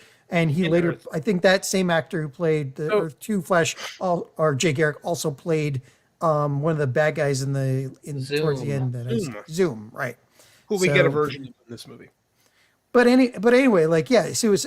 But the thing is that everybody's saying how bad the CGI looked in those Chrono Balls, and it's like no. I mean, like the excuse that's going around is that the directors were trying to make it look like it was celluloid, so of course it's going to look like washed out celluloid and the CGI doesn't have to look realistic in those instances and times. Fighting is where the CG looked bad. Yeah. The fight scenes. That's where the CGI looked bad. Yeah. So, you just said something, JD, and it's making me think. And Chris said the question too, like who was the villain, right? Because you said like we didn't get a Reverse Flash. No, actually, we got a Reverse Flash. We got a version of the Reverse Flash. No, we got a Salvatore. A Savitar, you mean? Savitar, that's what I meant. I think with the costume we got a Red Death, which is he looked. I'm sorry. He looked like. Well, no, he actually.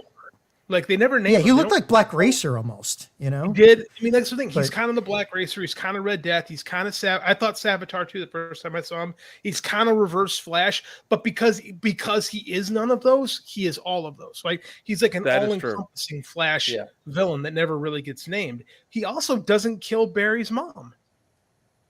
Who Right. did? Well, they never showed That's who what did. bothered me the most. They left it That's open. That's what bothered me the most about this movie.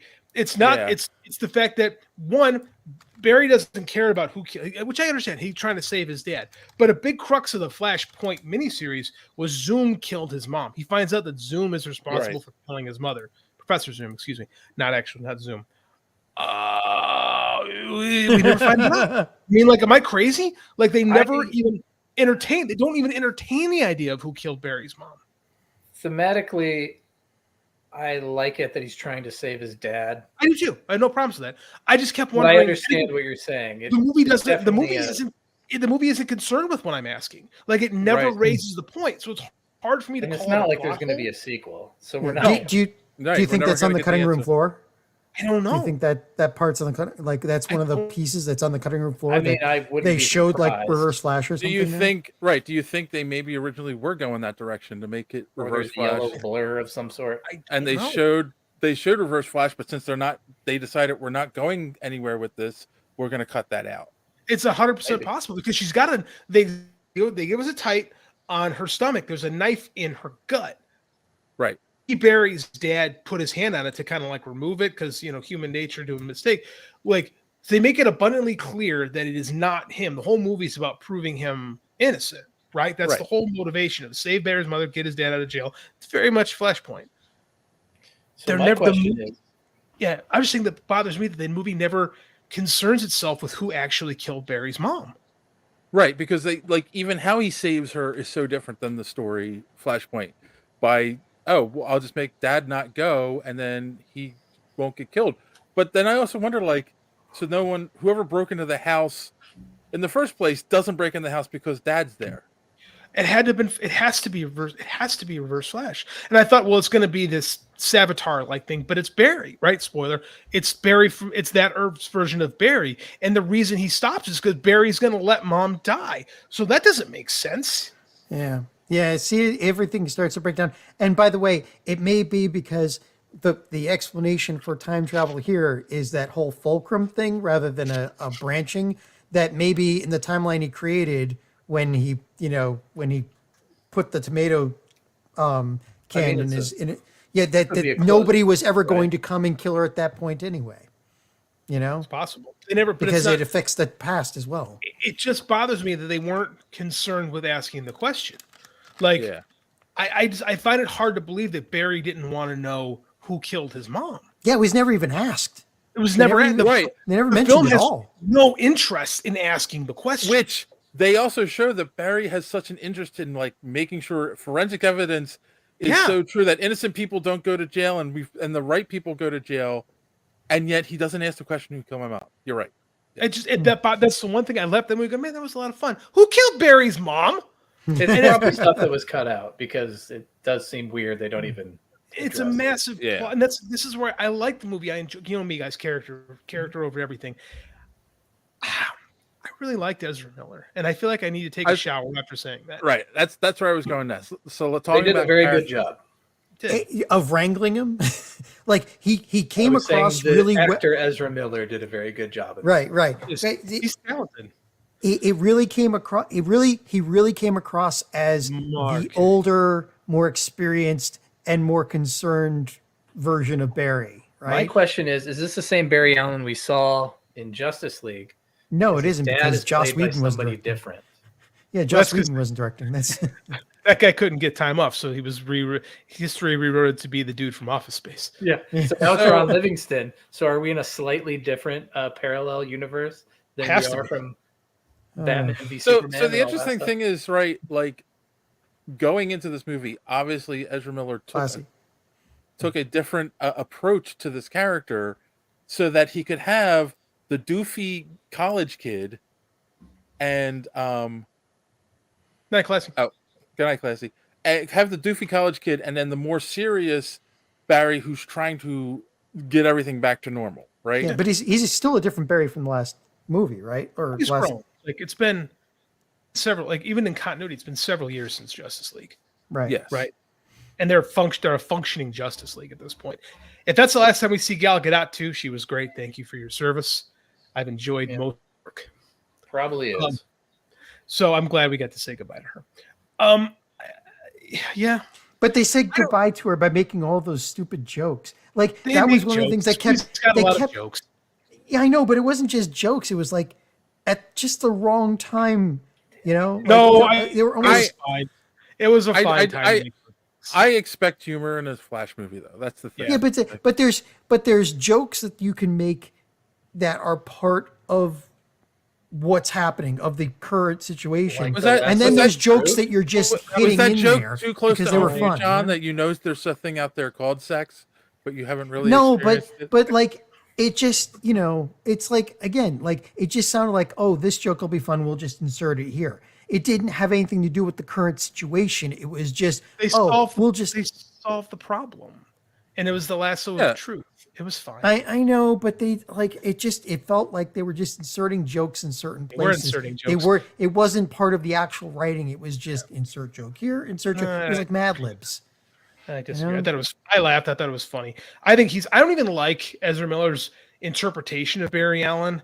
Like, it doesn't. I prefer Grant Gustin's version of the character, a little more grounded. Like, I don't like how he plays Barry Allen as Sheldon Cooper, but in this particular film, he's very endearing. So I think it worked. I think he made his version of the character work. That's the thing too, right? Because, and I understand what Chris was doing. They in Justice League played Barry as like, his mind is going so fast he can't focus on anything, right? It's like extreme ADHD. He's that kind of thing. That was lessened in this movie, especially for present Barry, right? And then he's the doofy kid. He doesn't have the Speed Force at first. Barry doesn't have the Speed Force at first, so then it's more he's just an annoying kid. And I think they did a great job making it two different characters at that point. He did. And he plays them as two different characters.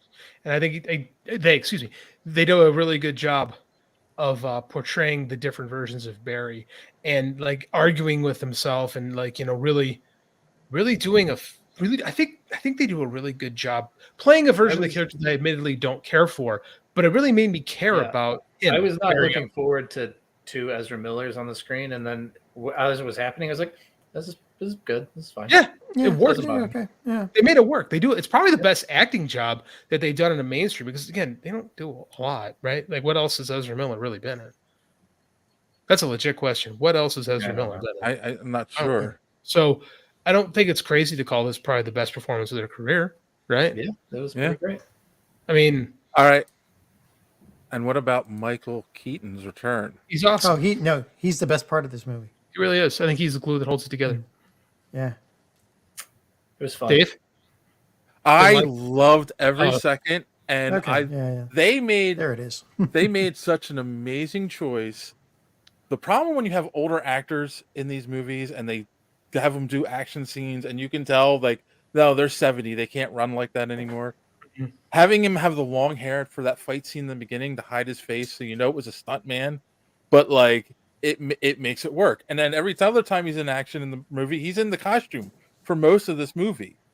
So like it made it work. Like you could believe that Batman was still doing this stuff. You know what I liked about that too is like he basically was in the same position Christian Bale was in Dark Knight Rises, because there's not a big difference between those two characters. So I mean, like there is a through line through Bruce Wayne. If Bruce Wayne loses his purpose, this is what he becomes, and we've seen that cinema. I think it works because he says Gotham's one of the safest cities in America.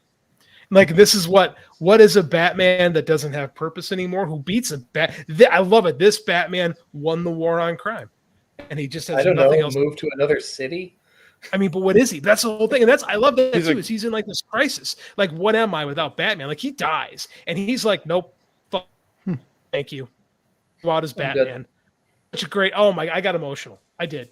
Like when that happened, the first time I was like, no, and they brought him back. I'm like, oh, okay, they're gonna fix it now. And they killed him again, which I'm like, wow, I can't believe they stuck it. And he's like, I tried to save you. He's like, you did. And I was like, yes, because you were Batman one last time. That's all we wanted. Yeah. It was great. You gotta die with your boots on. Yeah, it's exactly, which is how that, especially that version of Batman, should have gone out. Right. And what did they call? Come here. You disagree with me, Kat? I disagree. Them's fighting words. What was it they called those overlapping points? God, I don't know. Not fulcrums, but like he said, oh, this is a whatever point. Like, so no matter what they do, they cannot change the outcome. Oh, a fixed point. It was a fixed point. I want to say a canon event, but that was my A canonical point or something, right? Well, yeah, I'm going to go by Doctor Who terminology. It's a fixed point in time. Yeah. Same thing. Yeah, I like that. I loved how they explained it with the spaghetti in the beginning of the movie, and then they're not wasting that, right? That was a really good explanation too. I like that. I like that Keaton's Batman was smart enough to break it down to him too, because Batman should be a genius and should be able to say, "Oh, this is what's going on," because he's Batman. No matter what universe, he's the man with the plan. He's the guy who knows what's up. Like that is Batman, and I'm like, and I just love Michael Keaton as Batman, man. It just every time he's on screen, he just eats it. He eats the scenery around him, but it's not like over the top. He's so dominant in everything, and he's just effortlessly cool. It makes me want that Batgirl movie more. I bet it sucks if they release. I bet, yeah. There's no way, there's no way that's good. There's no way it's like he's slightly redeemable. I know. It's got to just be ass. But you could fix it. You fixed this one. Did they? I mean, I made it enjoyable. I don't know if they. I think that's the problem is they just kept fixing it. Right. Okay. Yeah. What about Sasha Calle as Supergirl? I wasn't I went in not wanting to like her, and yeah, she did a great job. She portrayed what a Kryptonian trapped in a prison her whole life would act like. I'm not going to trust humans, but then as soon as she sees Zod doing what he does, it's like, yeah, well, I can't let this happen. I like that I like that in no universe should someone who has no idea how to use their Kryptonian powers beat Zod. Because Zod's point is it justifies he said it justifies the actions of Man of Steel. I disagree with that because that Superman does know, and Superman should be able to do the impossible. Yeah, someone with powers who doesn't know what they're doing shouldn't be able to. Like, there's no reason she should be able. I asked them, they wasted her. I'm like, they didn't waste her. She's great. Like the whole movie, this is a superhero movie where the good guys just can't win, and it's about letting go, right? Yeah, and that was the difference. And that was the difference between that Superman having his powers for his entire life, where she only has her. Yeah. For the first time. We knew it was going to be Supergirl, but I love the story. Going into the story cold, you don't know. So you're looking for Superman, and then it's Supergirl. Yeah, no, that's fun. Why not? Yeah. Yeah. I was thinking about that. I wish we didn't know. Like, I know movies just aren't like that. They don't make movies like that. But I wish that I was totally cold with that. Because I think I would have been, oh, that's bullshit. And then I would have fallen in love with this version of Kara Zor-El, Yeah. I really liked it. I really thought that she's good. I hope we get to see her again someday doing something else. Yeah, definitely. Yeah. I mean, Dude, whatever Zod her next. Baby Kal-El. What was that? Zod killed baby Kal-El. Yeah. Yeah. Brutal. The baby did not survive. And her action, her emotional reaction to it is perfect. It's just right, exactly, and it works because it's she's been trapped in there. Her only job was to protect him. That's what she was told, and it was like, no, he's dead. You failed. I failed my family. She failed twice. Mm-hmm. I had one job and I blew it twice. Yep. That's what I'm saying. They get the big emotional stuff right, but it's the connective tissue of this movie that really struggles, right? Yeah. Yeah, maybe. Well, and the fact that they have a time paradox bootstrap problem, but You know, I don't even know what that means. It's weird because this movie. So I actually like Flashpoint, like the comic book series. Oh, I hate it. So please I know let me you. hear you defend it, Chris. I know you hate it, but I was going to say it's weird how similar this is because the only reason we ever got Flashpoint, the comic book series, is because they were making the New 52, and so all these comics were dead in the water. So they're like, we'll just do this event for 3 months or whatever it was, 2 months, I can't remember. And so it was kind of dead on arrival. And then that's exactly the position this movie finds itself. You're in. 100% right, and that's so weird. It's they wrote so themselves weird. into another quarter.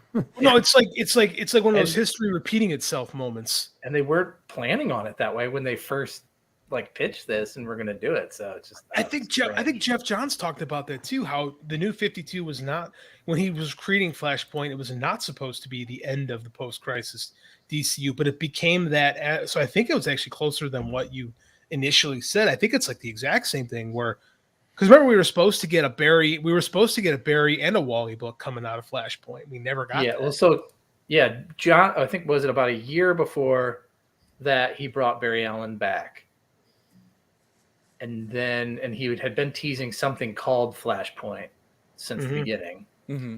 Then the New 52 initiative comes down from like on high, like this is this is the new status quo, right. And then they had that kind of lined up, so it changed like a little bit. But. And that worked out so well, they had to do Rebirth just to fix everything. The problem is, New 52 worked at first. New 52 was successful. People bought a lot of comics. It's just that after about 6 months, like you kind of figured out, they really didn't have a plan behind any of this. They outsold. Yeah. They were outselling Marvel for they were 3-4 months. The only thing anyone was talking about for months. Mm-hmm. So that's nothing to sneeze at. No, I mean and a lot of the books are good. It just you can tell that they're just kind of winging it as they're going along. Right. Some of it, I don't know. We can examine the New 52 some other time, perhaps the next week. I would like to do that actually. That would actually be that would actually be a fun podcast topic, actually. But let's put a pin in that. I think this is a good movie, but I wish it was like when I think about it, I started thinking about all the problems with it. Like in the moment, I really enjoyed what was going on, but then it's one of those you think about it and you're like, "What? Well, that doesn't make a lot of sense." Like that's my qualm with it. I don't think this movie knows what it wants to be. No, but I think it's being pulled in a lot of different directions. I was about to say, I still think that's studio interference. Like, 100%.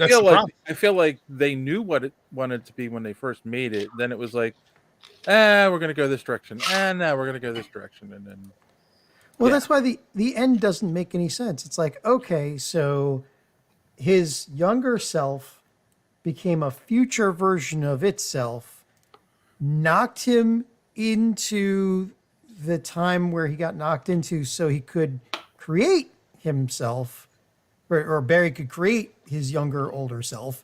And then he said it was a paradox, John.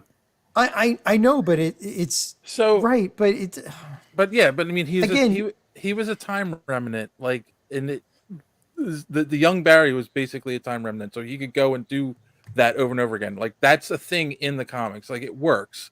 If you're a fan of the Flash comics, it works. Like how do you kill a vampire? Exactly. Doesn't matter. They're made up. Exactly. Yeah.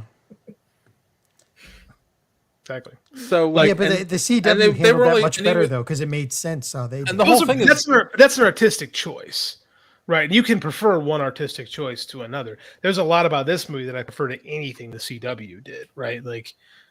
But you might be right about the time travel thing. I don't know. I didn't watch that stuff at the time.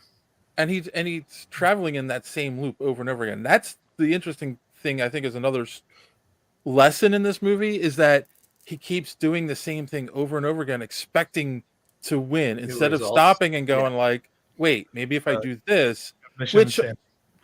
What? The definition of insanity, right? Yes, according to Einstein. But that's the whole thing too. That's apocryphal. But yes, continue. But that's the whole thing too, right? The older Barry was wise enough to realize, like, no, I can't keep doing the same. We're stuck here unless I go back and refix it. But then he went and did it again. Yeah. He moved the fucking can. I'm like, this son of a bitch just doesn't learn. And then I got a good laugh out of George Clooney at the end. So I was like, oh, that's your punishment. You're stuck in the Joel Schumacher universe. I think he changed something small enough that it. I wanted to know. Almost rearranged things. I wanted a nipple joke there, but you know. What you do in your bedroom is your own business, sir. Happy birthday. That was just for you.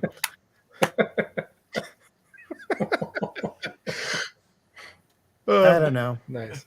Thank you. And then poor Iris, what's the actress? Kelsey Clemens. Yeah, poor Man, she did not have a lot to do. She's been attached to this role for a decade. She gets edited out once and gets 6 lines of dialogue the second time. It's a shame. Yeah, it's like, wow, they really they just put you in this thing, huh? Yeah, that's a shame too, because she wasn't bad, you know, for what she had. Give her enough to do. I can't make a judgment call. Yeah, exactly. Like she's fine. He was fine. Yeah, they just don't do anything with her. Yeah. You know, like it's just a shame because I mean, like the Barry Iris arc is so important to the character, and as we saw in the Flash TV show, it's central to just about everything. But like here, it's just there, which is a shame because the movie's got this. Like, doesn't we feel like should have been called the Flash 2? The Flash 2? Like because it's not an origin and it's not an origin. Like I get it. None of the stuff. None of Barry is established in this movie. It's all like dealing with stuff after. It feels like it should be a sequel to the Flash more than the Flash. I'm not saying that's a problem with the movie. I'm just saying, like, again, like Iris is just there, right? And there's a lot of stuff that, as comic fans, I think we're supposed to take for granted. What is a Speed Force? I think you can blame it's all anything that they stuff need. on. It's the magical universe where I know powers that. from. I know that. You know, we all know that from all the other stuff. They never tell us what it is in the movie. You can blame all that on Zack Snyder and the previous regime. Everything. Because no, you're right, Let's and they start just with the reference Justice League. They just. I'm not saying you're wrong. I'm not saying you're wrong. I'm saying that this whole movie acts like a sequel because it kind of is. It's kind of Man of Steel Part 6. But exactly, like he says the Speed Force to young Barry, and young Barry never goes, "Well, what is that?" And he like. He doesn't even stop and say. Old Barry doesn't even stop and say like, "Oh, it's how we get our powers." It's self-explanatory. It's like a black hole. You get it? Yeah, they're curious about all the wrong things. Like anybody in those situations would have asked completely different questions, like you're saying, right? Like who? What? I have to save my father. No, who the hell killed your mother? Right? It's just the whole thing is just like it's all. I mean, I don't know if leaving your father to rot in jail is the wrong question. But wouldn't your first thing be find out who did it and then get him out of jail first? Well, yeah, but you could do that by finding out who did it. Like, would you want to know who killed your mom?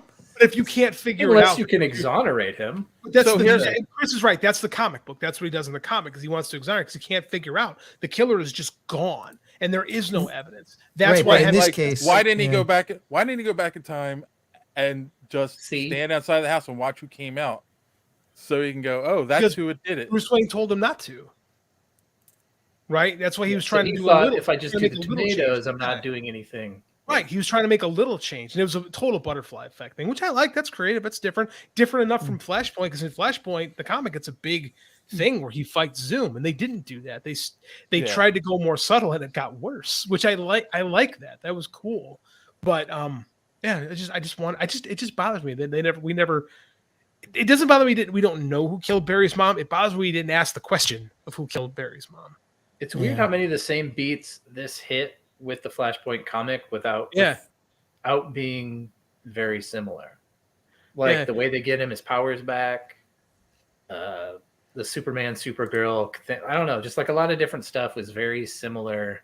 Machete said he did the estimate interview. He says, I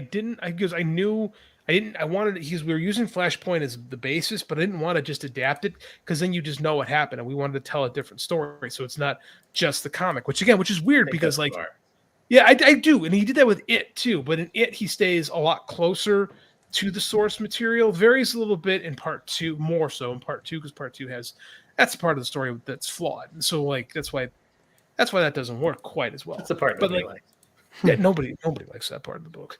But I mean, like, and I think he does a good job because again, I think the story plays better than because I think parts of Flashpoint are just violence for the sake of violence and making heroes evil just to do it. This is a different kind of story, right? Which is more about celebrating. I think this is probably better. Yeah, this is celebrating heroes as opposed to bringing them down, because Flashpoint is it's like a negative story, right? Like everyone's it's very somber. Well, it's Jeff Johns. It's but- mostly Jeff Johnsy. Well, yeah, but I mean, I kind of like that. I kind of like that story. I mean, it does show like, yeah, you change something, and I mean, was it in the comic? They said time boom, where you change things in the past and in the future. But the thing is, like, it does show like.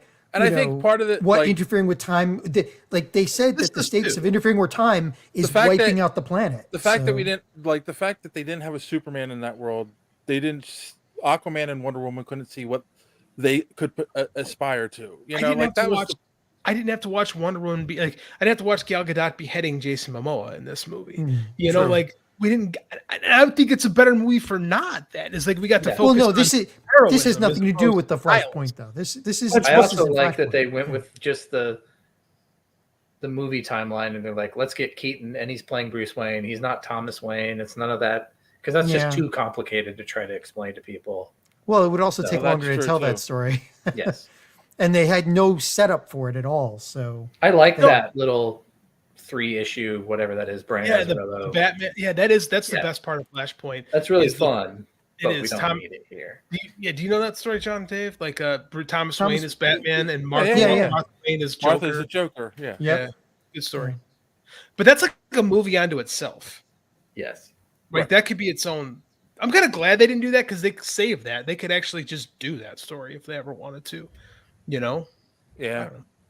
Agreed. Well, after they reboot the whole universe again. We're already there anyway. So. Yeah, this is it. They just did it. Apparently. Well, I mean, hopefully they don't have to do it again, because I don't know. I think that I love that they rebooted it and they didn't show us what it's going to be like.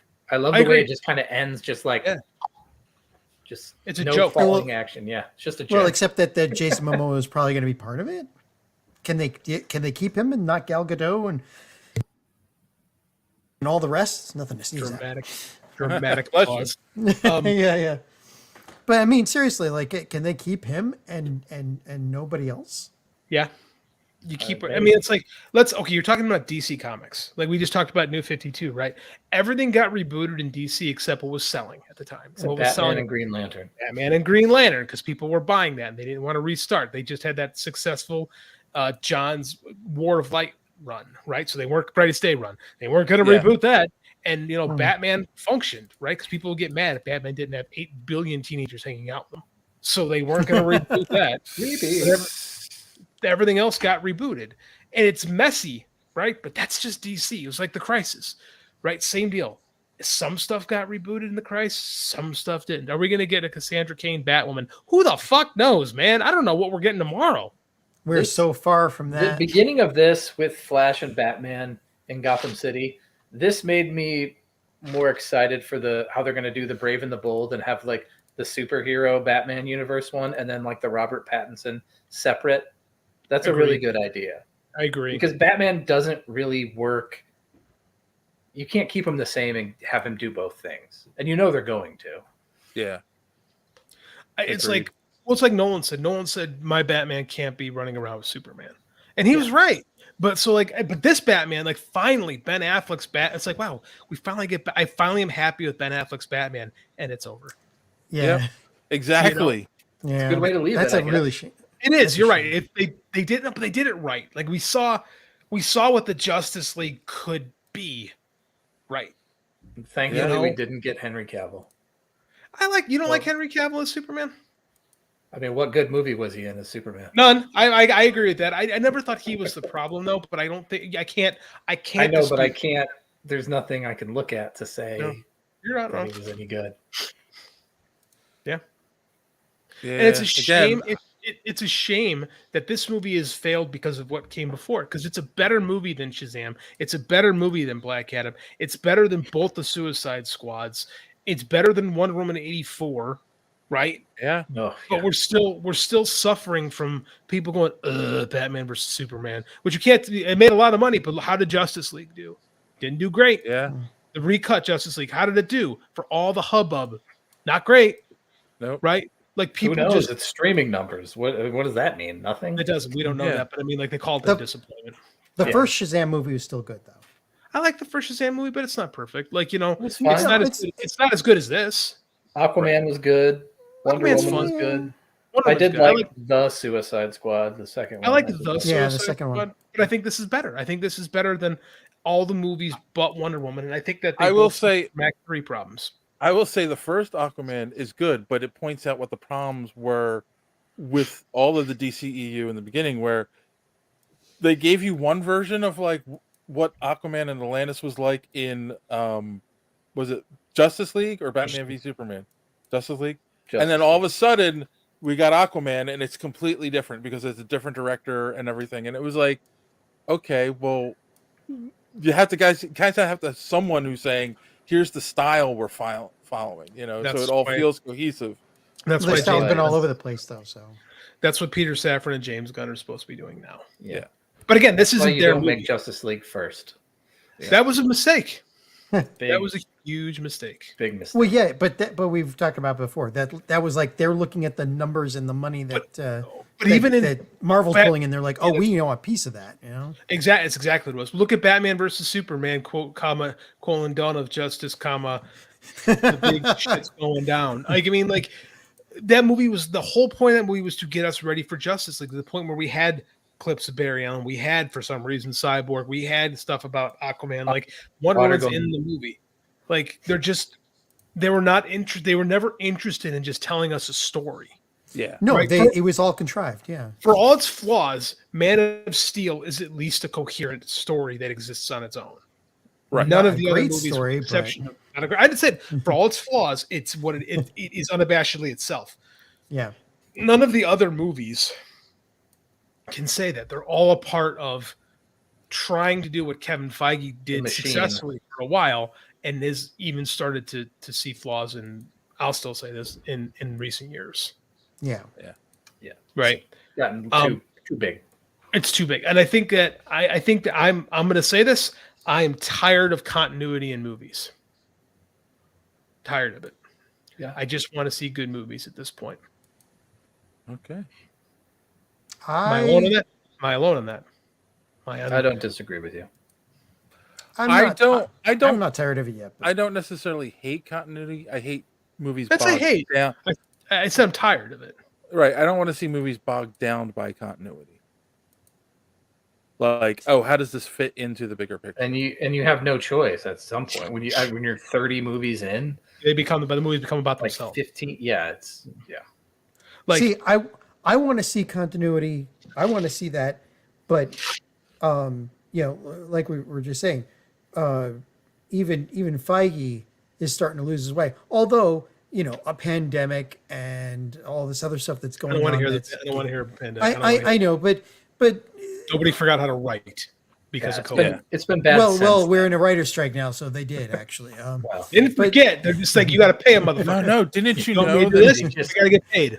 Don't you know that COVID affects the writer's part of your brain? Yeah. But the thing is, like, I don't mind continuity, but it has to be done right. And it seems like even Marvel, who is, the only group that has done it right so far, is on their way down now. So, unless they pick the ball up and start running towards the goal again. Yeah, you're right. Actual superhero comics. If that's the goal, I mean, they fuck up at least as much as they get it right. Oh, 100%. And we're there now. I mean, like, the best Marvel movie I think we've gotten in the last was Spider-Man.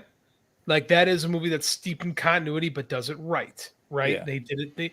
We have far more, Ant-Man, what is that movie called? Quantumania. Hated that thing. Like, the more I think back on it, the more I was like, what is the purpose of any of this? Right? COVID took my writing. I felt the same way. Yes, Randy, we know. By the way, thank you for agreeing, Randy. I appreciate that. It was a tragedy. Yeah. So, all right, there was a flag running by. You guys hear that? Yes. Yeah. All right. We've beaten this to death. So let's wrap this up. Much like Let's go- Supergirl. Let's go Like around. Barry's mom. Ooh, too Barry's soon. mom. Too soon. Why was she Italian? Can anyone answer me that question? Was she Italian or Spanish? Spanish. She's Italian. She's making spaghetti. She's rolling noodles. She's very clearly Italian. I don't know then. But she was played by Who knows? Why not? a Spanish actress, wasn't she? Playing Italian. Damn it, They're where's my making- notes? I have my I notes. thought they were here. listening to a Spanish song. That's why I'm like, I don't know, I'm going to go with Italiano because they're making noodles by hand, and the whole movie hinges on this entire movie hinges on spaghetti. On a can Does of it have to tomatoes. go with Ezra Miller's something in their background? Maybe I don't know. Maybe. Okay, I don't know. I just wondered why. This whole movie, you know, this whole Yeah, movie Maribel Verdú. you can play a different nationality than you Well, want. I know. I They're just making it's spaghetti. interesting. They're hand rolling noodles. Only Dagos do that. I can say that. This whole movie hinges It's not on permission spaghetti. for you, John, to play any That's right. ethnicity. Don't take that to heart. Don't take it. You're just not a very good actor, John. So I know that. I think John could play a tree. No, Yes, I actually hear that. I've been There's that old don't joke. go there again. Lay off of her, will you? Jesus. You know.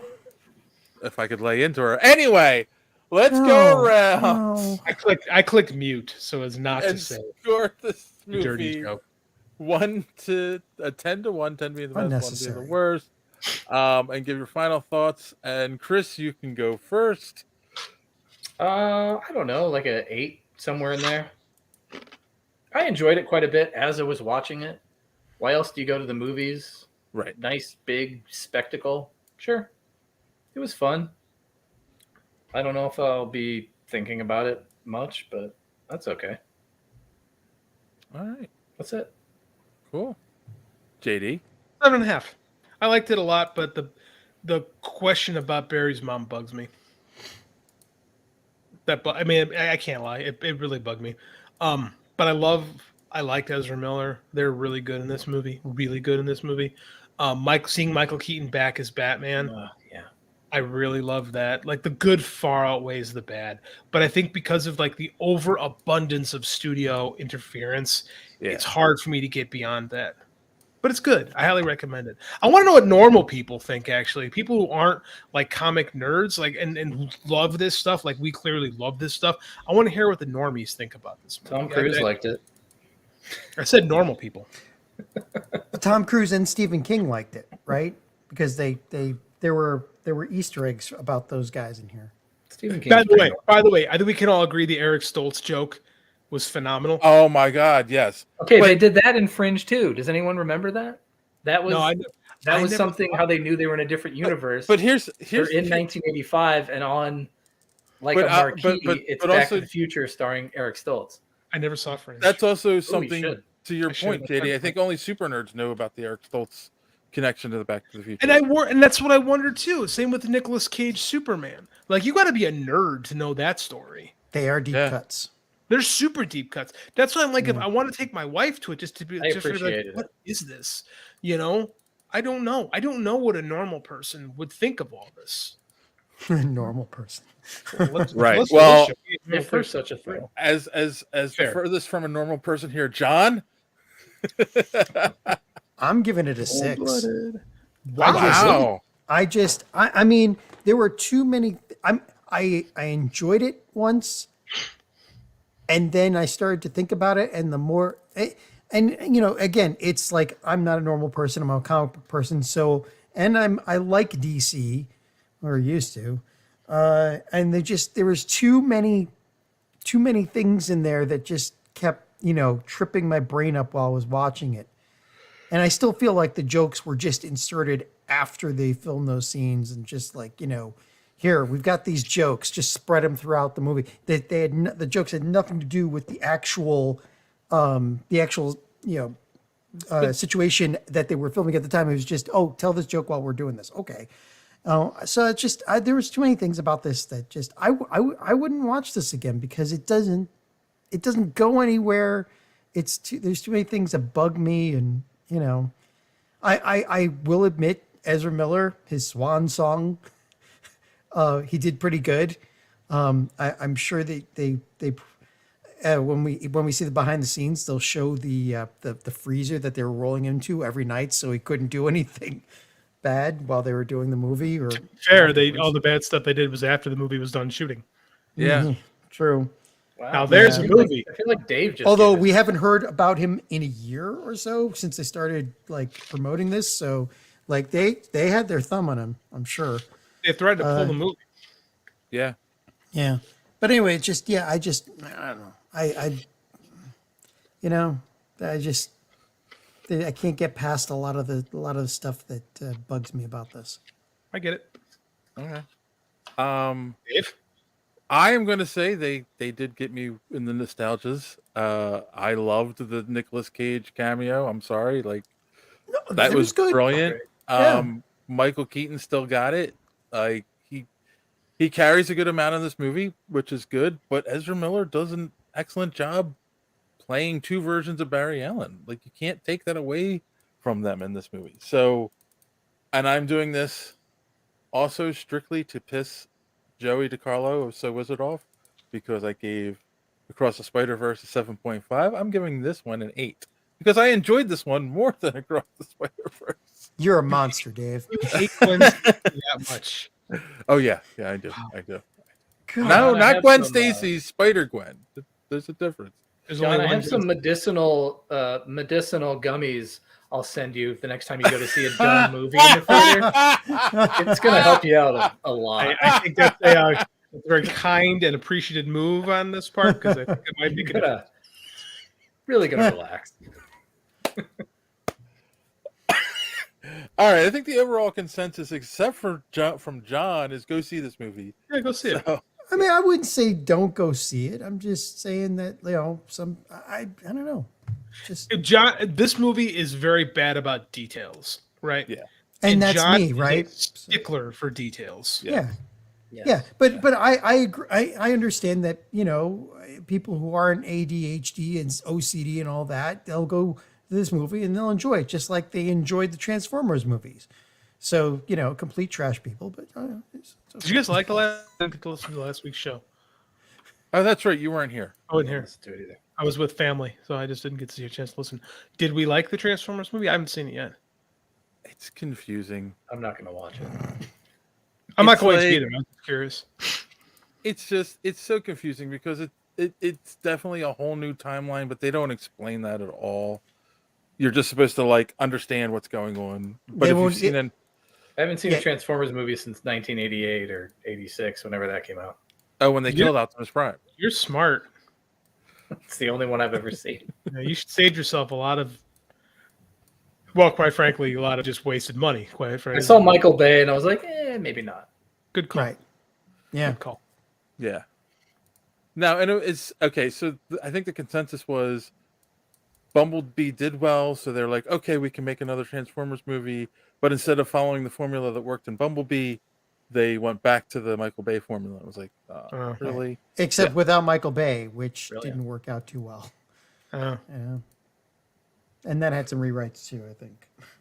Yeah. So, all right. So let's wrap this one up.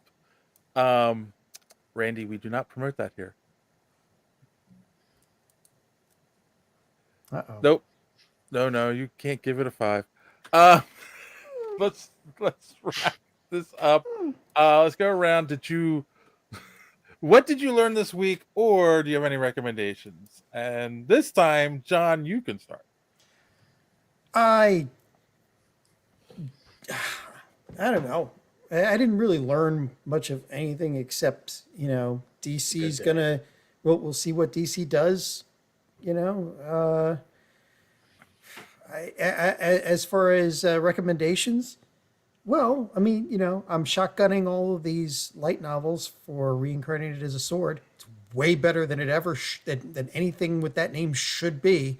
So, if you have any proclivities towards the anime side of things, check that out. All right, cool. Chris? Sure. I brought visual aids today. Oh. Last time I was showing us recommended Marvel, and since we did DC, I'll recommend DC.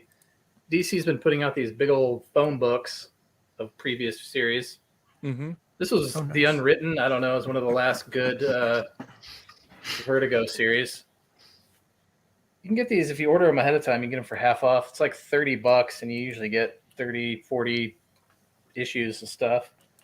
They've been doing some of the Alan Moore America's Best stuff, like Top 10 and Tom Strong. These are all good. Huh. If anyone remembers Milestone Comics from the 90s, when yeah, there are 2 compendiums of those so far. Yep. Those have about 40 or 50 issues in each of those, so those are great. Yeah, just good stuff. Cool. All right. And I didn't learn a thing. No, I wouldn't expect that. JD? I learned shit. I recommend Universal Studios Orlando. If one finds himself in Florida and one likes partaking in amusement parks, do this one. And then get the fast pass because it's worth the extra money because you don't want to stand in line in Florida in the summertime. It's awful. Get the fast pass. Go to Universal Studios. They have covered parking. They have. I recommend it too. I recommend it too for no particular reason. All hail the great God Comcast. Bow and worship before it. I find it amusing though because as a youth he worked in Disney, but as an adult he has to recommend the competitor. I didn't work in Disney, but I sang on stage there. And okay.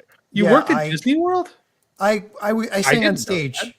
I sang on stage there for Cool. After I leave the week or two. podcast, can you recreate that? I was going to say there's a story here, and I'd like to know more. Well, no, it went down. and not this week. Yeah. Okay. He's one of those kids that was chained inside the It's a Small World ride. Oh, I told my son we were going to do that to him if he was. That's what they do. I said that's what they do with kids that fuck around. I said they take you and the parents leave you and they go and it's a small world and you have to sing for the rest of time. He goes, knock it off, Dad. And I said, okay. They do that to the parents too, though. So yeah. Well, it's torture for the parents. I said, do you want to go? I said it's the creepiest ride in the park, and he said, oh God, no. So all those characters in the It's a Small World, those are all voodoo dolls of the parents that cause trouble. All right.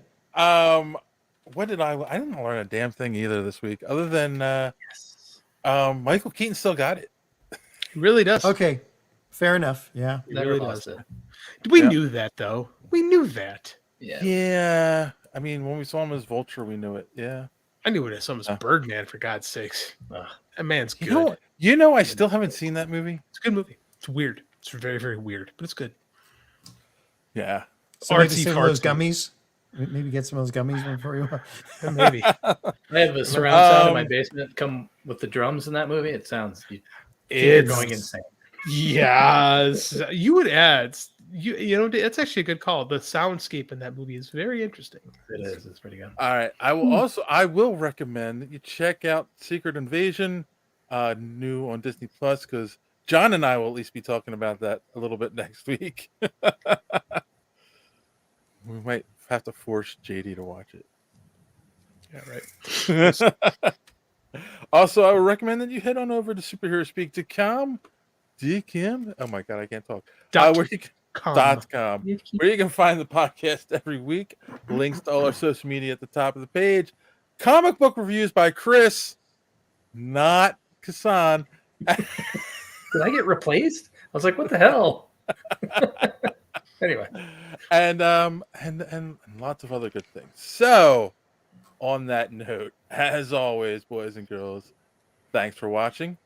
Don't let your cape go out the door.